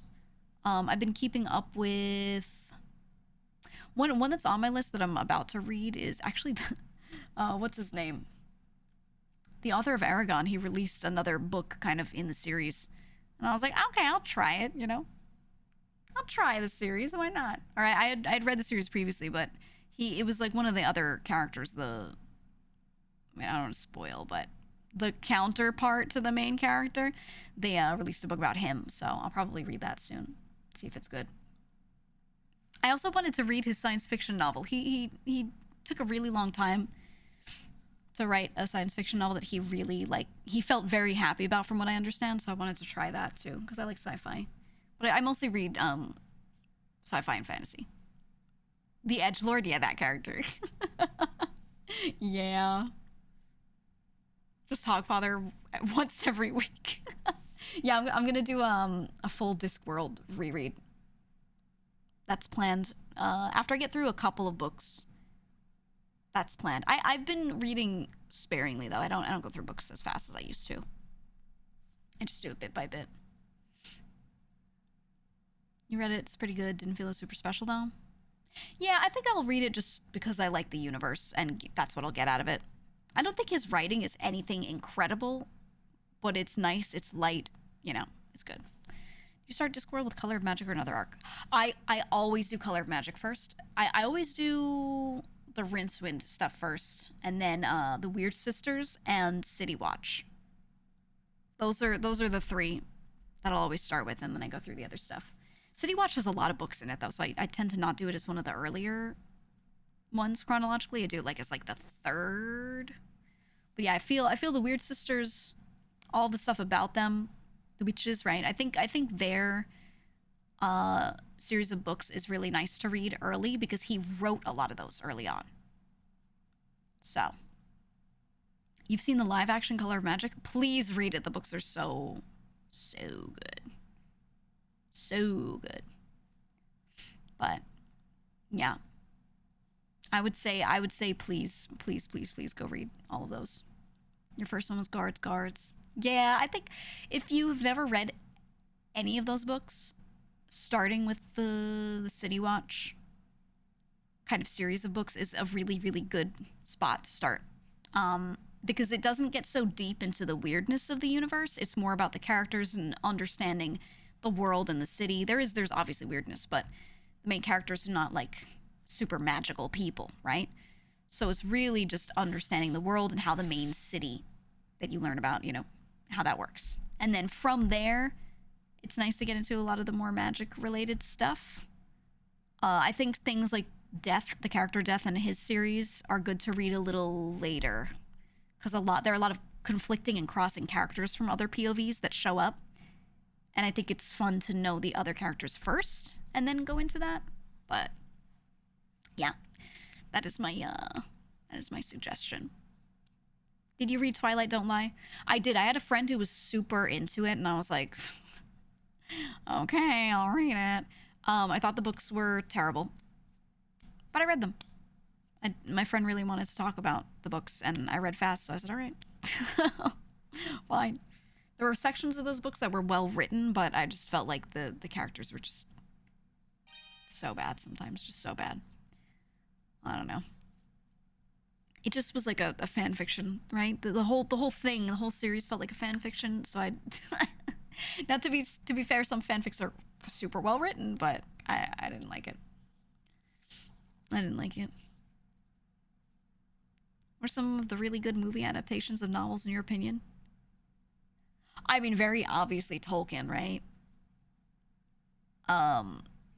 Still missing a lot of the detail that he goes into, but still really good. Have you read Ender's Game? Yeah, I read the whole series. Ender's Game was good. I wanted to do... There's one that I wanted to finish. There was a book I picked up and then I didn't finish. What was it called? Oh, Sufficiently Advanced Magic. That one. I need to go pick it back up. I almost got through it, and it just was not very gripping, but I wanted to finish it for the sake of, like, giving it the chance. But I want to get through that one. Stephanie Meyer made a gender-bent version that had way better writing.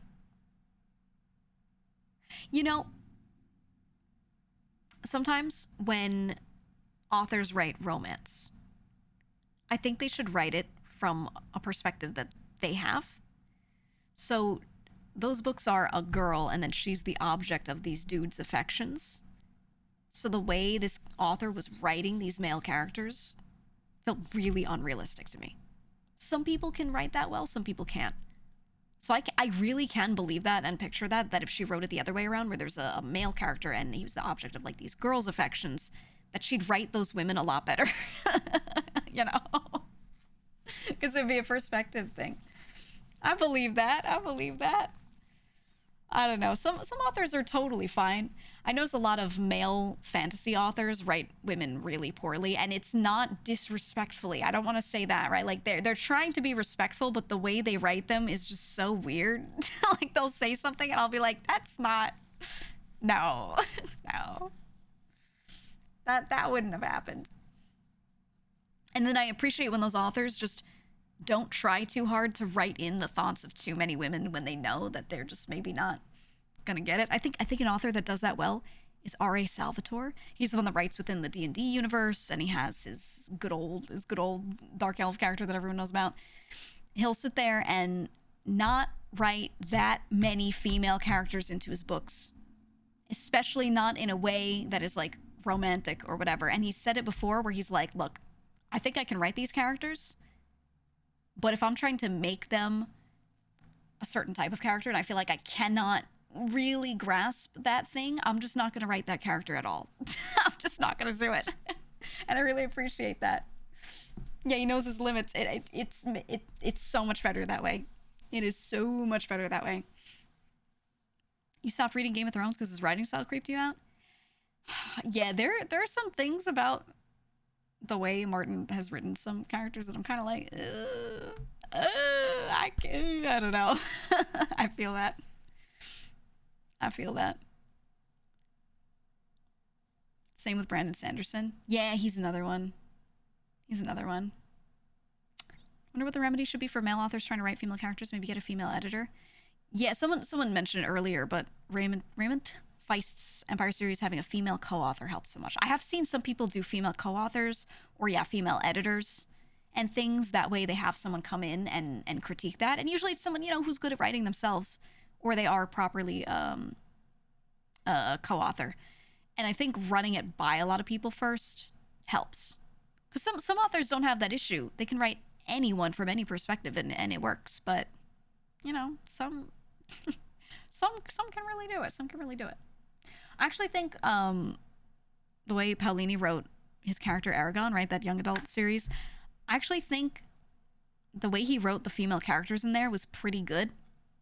Because that character was just fumbling with girls over and over because it was his coming of age story. He was a teenager through a lot of it. And he was just really fumbling. And you could just feel that, like, the main object of his affections was someone who was much older than him and saw him as just like a practically a baby for most of it until he matured. And she was just like, all right, kid. I feel like he did a good job of writing that character from this teenager's perspective, being like, wow, she's so cool. And then the girl's like, okay, and just goes and does her work. Like, he didn't write from her perspective. He just showed her being like, all right, kid. It was really well done because it felt very realistic. Yeah, he was spilling his spaghetti the whole time. I wonder how many female authors have issues writing from the male perspective. I think plenty of them do. I think, you know what it is? I think a lot of them write well for a male character if that male character is the type to be, like, very open about their feelings, tell the girl they like in the books everything they're thinking, here's how I feel emotionally. They'll tend to write male characters that are much more emotionally in tune with themselves. But then in reality, a lot of dudes, even if they are like that internally, they don't say that. Even with, like, their significant other, they still won't do that. So I think that's where a lot of female authors don't get it right, is, like, in reality, they're not going to be like that. And maybe they are like that on the inside a little bit more, but they're not going to say that stuff to you. Like, not all of them, but a good number of them. Well developed, even if not realistic. Yeah. I think a lot of female authors, though, do have a little bit of a better perspective on the internal thoughts of the characters. It's just the resulting actions that they get wrong. And then a lot of the male authors, it's the opposite. I feel like they tend to get the actions of the female characters right, but, like, what they're thinking and why they're doing it, they get wrong a lot, right? So they're just kind of writing what they see in their own experience, but their interpretation tends to be off. So, same issue, just different ways in different directions, right? That's what I feel. Yeah, they write what they want to see in their world. Yeah. And some authors just get it right. Some just do. Some people just get it. Some people just get it. Yeah, everyone loves the classic love interest who's completely enamored by the intelligence and bravery of the obvious author insert character. Yeah, that's why there are a lot of books where I really respect the way the author writes the love interest and how that all goes and comes about. Because sometimes it's a real slog, and I appreciate that. Because it should be. Anne McCaffrey. Oh, I love Anne McCaffrey. That's a good call out. Yeah. I thought, actually, Terry Goodkind. I don't love all of his writing, but I think the way he fleshed out his characters was pretty good. Or just really anything within the Wheel of Time series as well was just solid. Pretty solid. Pretty good. But yeah, Anne McCaffrey's a good one to suggest, actually. She loves them dolphins. Yeah, she sure does. I don't know. No book will ever be fucking perfect, right? Because at the end of the day, those authors are writing from their perspective. I think the best thing they can do is get collaborations where authors write things together. That's really how it is. But I think most authors, you know, that's their project, that's their baby, that's their head canon that they just kind of put on paper. So it's kind of hard to do collaborative projects like that. It's tough. Your sister hates how Jordan depicts people falling in love. She says it feels like they're suddenly in love for no reason. Isn't that how it happens for a lot of people though? Or in infatuation, like for a lot of people, things are normal between two people, and then suddenly they're like, oh, and it just happens. Like a lot of people, it just happens. Not always, but I feel like in reality it happens often enough. Lucky, you cannot sit in the middle. You have to stay there, or you get on my chair, or you get on the cat tree that I put here for you. You have your entire throne, and it's yours. Sit on it. just sit on it.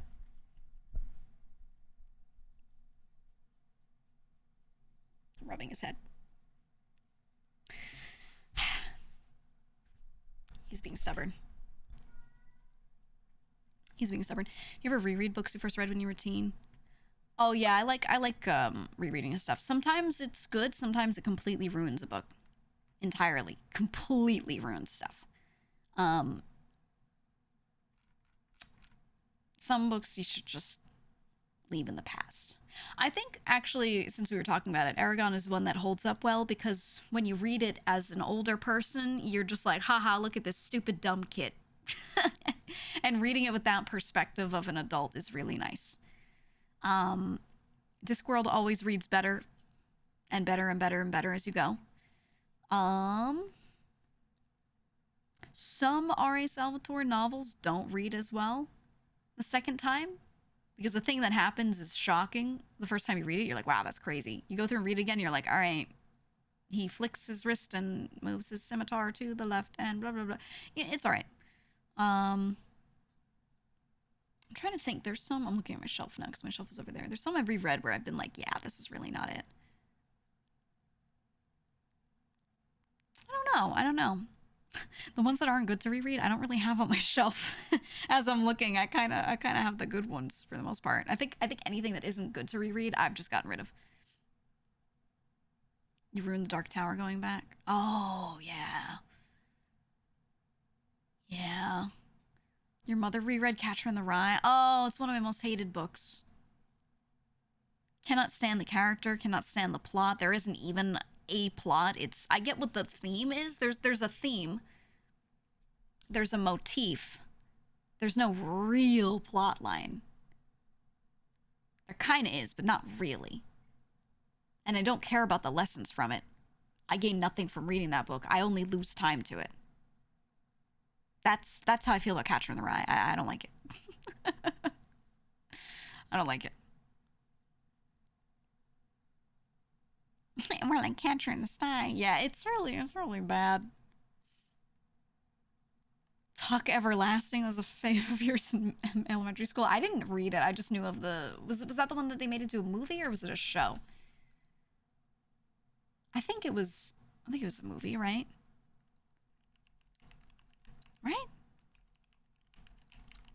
I don't know.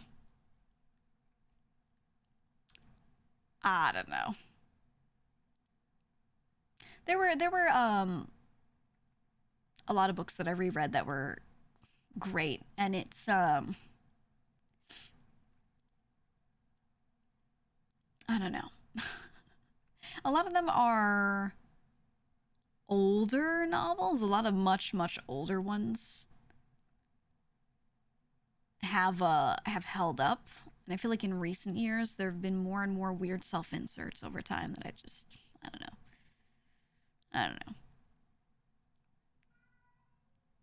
Relating to Holden when you were younger helped you realize you were a shithead as you got older, so that book is special to you. I think a lot of people that I know that liked the book were people where they were like, uh-oh, that's me. Right? So they understood that character and what was going on with him, and then that helped them figure some shit out about themselves, or how people see them, because they were looking at themselves in third person or parts of themselves. I think that one, like, that reasoning makes sense to me. I did not relate to that character at all, so I was just reading about someone I hated. Right? And that person I hated wasn't even funny or had a redeeming quality like some villains do. I don't know. You loved Artemis Fowl. Oh yeah, those don't age well. Don't go back to them. They're just good for kids. Great Gatsby hate. Yeah, I do not like the Great Gatsby. I do not. I do not at all. No way. No way. It's just bad. Yeah, Artemis Fowl was... I think if you read it the moment you hit that reading level, you're gonna have a great time. Outside of that, you're fucked, buddy. Just don't do it. You're gonna hate it. You're gonna hate it so much. You're gonna hate it so much. Yeah, it's super mid. I don't know. I think I would still, if I have like a young cousin that's hitting that reading level, I'll still be like, hey, you should read Artemis Fowl. You'll like it. I don't know. I will say, going back and reading Harry Potter actually is good, but there are things the characters do looking back that are just typical things that young people do, and they're written well as those characters, but they make you really mad as you're reading. So a couple years ago, I went and reread the series, and I was getting real pissed in like that third, fourth book. I was getting real mad at some of these characters. I was like, oh. And plot hole issues. Yes, the plot. I mean, I'm okay with plot holes when it is for the sake of making a story that someone younger can just like, you know. I'm all right with that when it's for a younger audience, personally.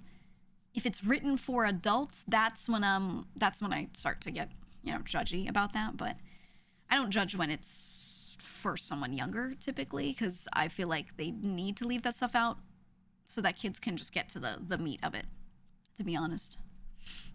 Author stuff from those books for you? I mean this and don't mean this. I don't care when it comes to just taking it as its own piece. I always personally separate art from artist. We're not going to get deep into, oh, but you should buy this, you shouldn't buy that because then it supports them, blah, blah, blah. I'm not talking about that. I just mean when you're just talking about it, I can enjoy an IP regardless of anything. I think that's okay. And then it's totally okay. When the video game came out, I had a friend who worked on that game. They told me as much as they could without breaking NDA about working on it years before. They were like, yeah, I'm working for WB Games now, and I've got this whole thing. We have this project for that IP, and whenever I finish the game, you know, that I worked on, I'm going to give you a copy. And I was like, okay, cool. Love the series. And then sometime after that was when all the controversy happened. So game came out and they gave me a key. And I played it because I got it for free. You know what I mean? There was absolutely no moral dilemma or moral consideration in any way. I just played it on my own. I didn't stream it or anything, but I just sat there and played it on my own and I got it for free and I was like, fuck yeah. So for me, I was offered the luxury of getting to completely enjoy the IP and not think about anything real world outside of that, right? For free. So I was spared from having to deal with that, which was nice. So I did play the game, and I liked it. I actually really liked it. So it was a shame that everything was the way it was, because if it were just completely separate from all that, I think a lot of people would have liked the game, to be honest. But yeah.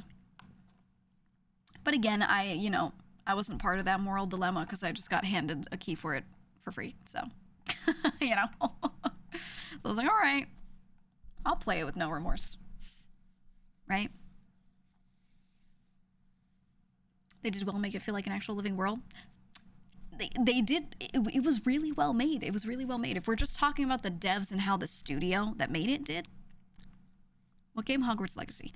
If we're just talking about the studio, right? We're separating out the one person that people don't like. Everything below that, they did really well. They did a great job. Genuinely. So, you know, I had a great time. I had a great time. And honestly, for those that were like streaming it, you could take it both ways. You could say, hey, by streaming it, you're supporting this thing, and that's terrible. And I don't like that. At the same time, you could also say, hey, by streaming it, you're letting people see it, but you're purchasing it and they're not. So at the same time, you could say they're advertising it, but at the same time, there are also people that they're sparing from buying it because they're able to sit there and watch it and enjoy the IP because they like the IP without having to give their money to it. So it's both, right? It's both. So I didn't judge no matter what people decided to do. I didn't judge if they were a streamer, you know? It's the lost sale fallacy, but backwards. Yeah. Had no idea there was any controversy with the company. It wasn't about the company. It was just about the author. People made it something deeper. It wasn't about the company, though. I mean, at the end, it was in a way of people being like, oh, they're complicit, but it wasn't. That's not where they were directing their anger, you know? Not at all. I've read The Science of Discworld, lost that book 4 times, lending it away to friends and their kids. Yeah, I've read all the, like, the meta books about the universe around the stories, too. If you're not advertising, why do sponsors pay streamers anything? Yeah, exactly. I see it as, it's different just playing something versus getting paid to play something and paid to be like, you should buy this, right?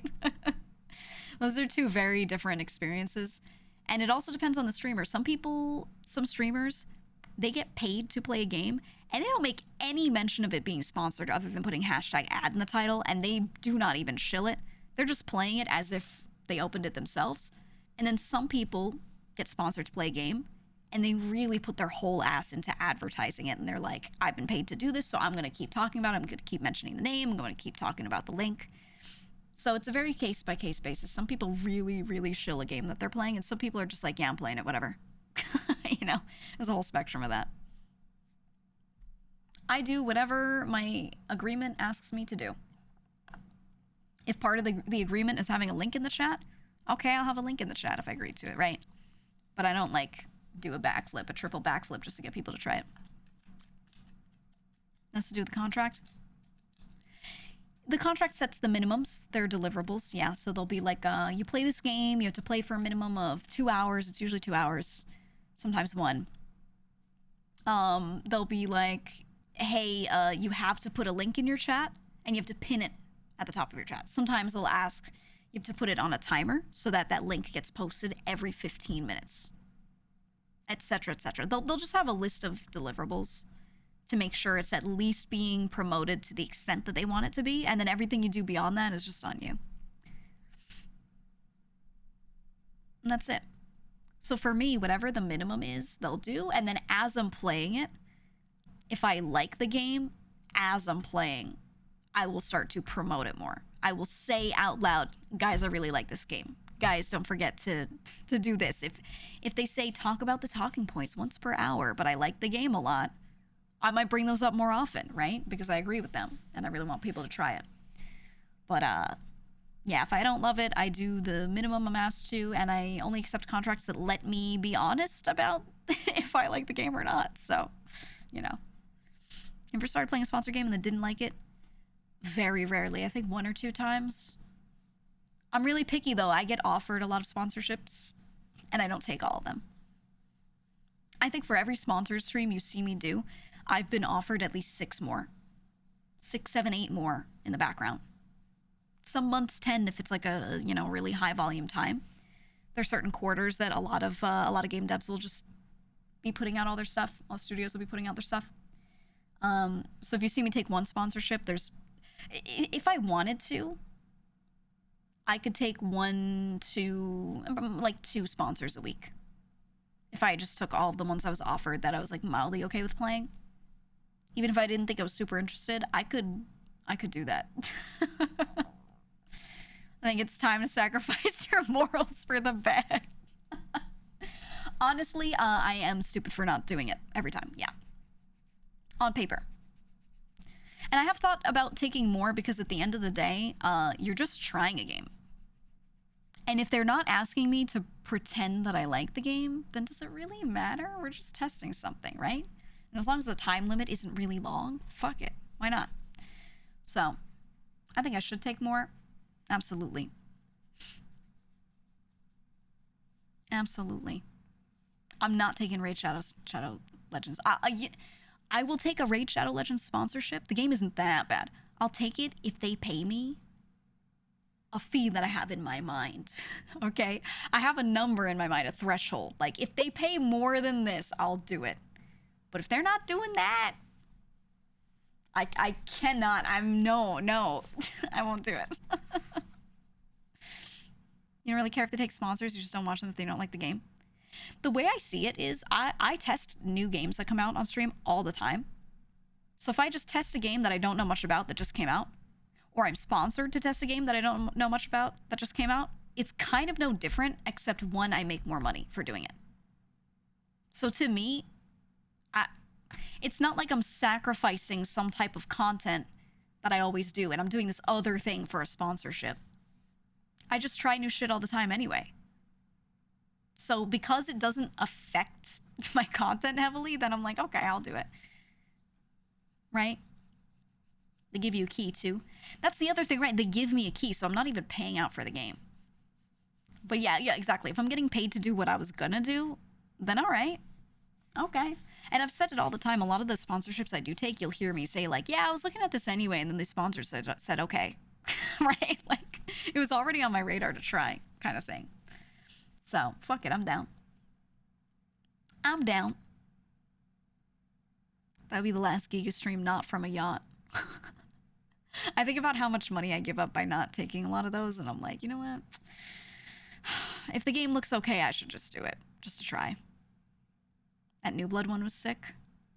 Oh, the day that I did the New Blood indie game gauntlet, that wasn't sponsored. They didn't pay me for that. I wanted to do that. I told them I wanted to do an indie game gauntlet, but it's just focused on their games. And I asked them, they didn't sponsor the event, but I asked for their blessing and some game keys. I said, can you help me reach out through you, so we could do it all in one fell swoop, to the devs of the games you've published, and if they want to give me game keys knowing that I'm doing this to then raffle away, I'd like to do that. And they were like, okay, absolutely. And they were just really glad I was supporting. But that was just me. That wasn't sponsored. I just chose it. So that's me shilling someone's stuff for free because I like it. You know? For sure. You occasionally raffle keys? I do. It's something I often ask for when someone sponsors me to play a game.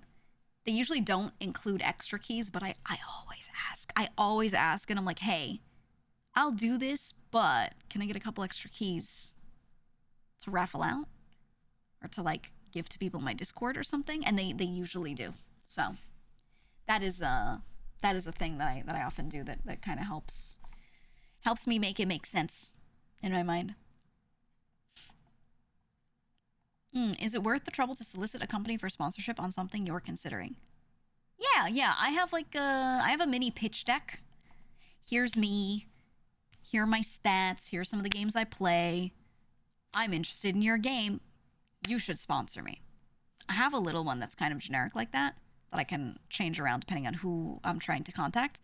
And I can just send that to them. I can go, hey, you got your game coming out. I'm a big fan. I play similar games like this, this, and that. You should sponsor me. So we reach out. There's one that's happening relatively soon that you'll see. That was one where I asked someone in my management to just reach out. I was like, can you ask? And then they saw me and they saw like what I like and they went, oh, this makes a lot of sense. Okay. All right. You do that directly? So I usually ask management to do it, but I also can just do it myself. There are some companies that I have a direct relationship with and no manager talks to them. It's just me. I just straight up DM the rep and I'm like, hey, me again. I see your little game coming out, blah, blah, blah. You know? Or they'll contact me first. They'll DM me and be like, hey, we got a game again. Do you want it? Like that. Typically. And you know what we weren't sponsored for? Kingdom Come Deliverance 2. However, I like that game and I'll continue playing it. Let's open the game. Let's get to the game. I love that stupid fucking game. It's real good. Plain and simple. Yeah, this game is preem. It's preem.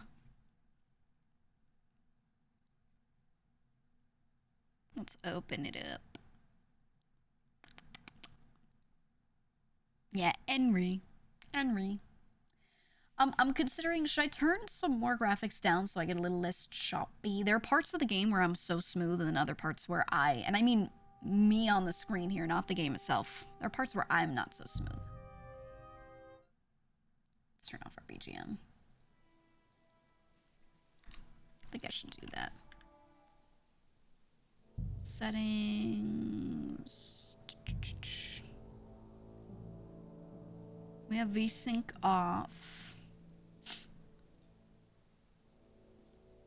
I'm gonna make the vegetation detail medium. The volumetrics. I think those are things that just kill me.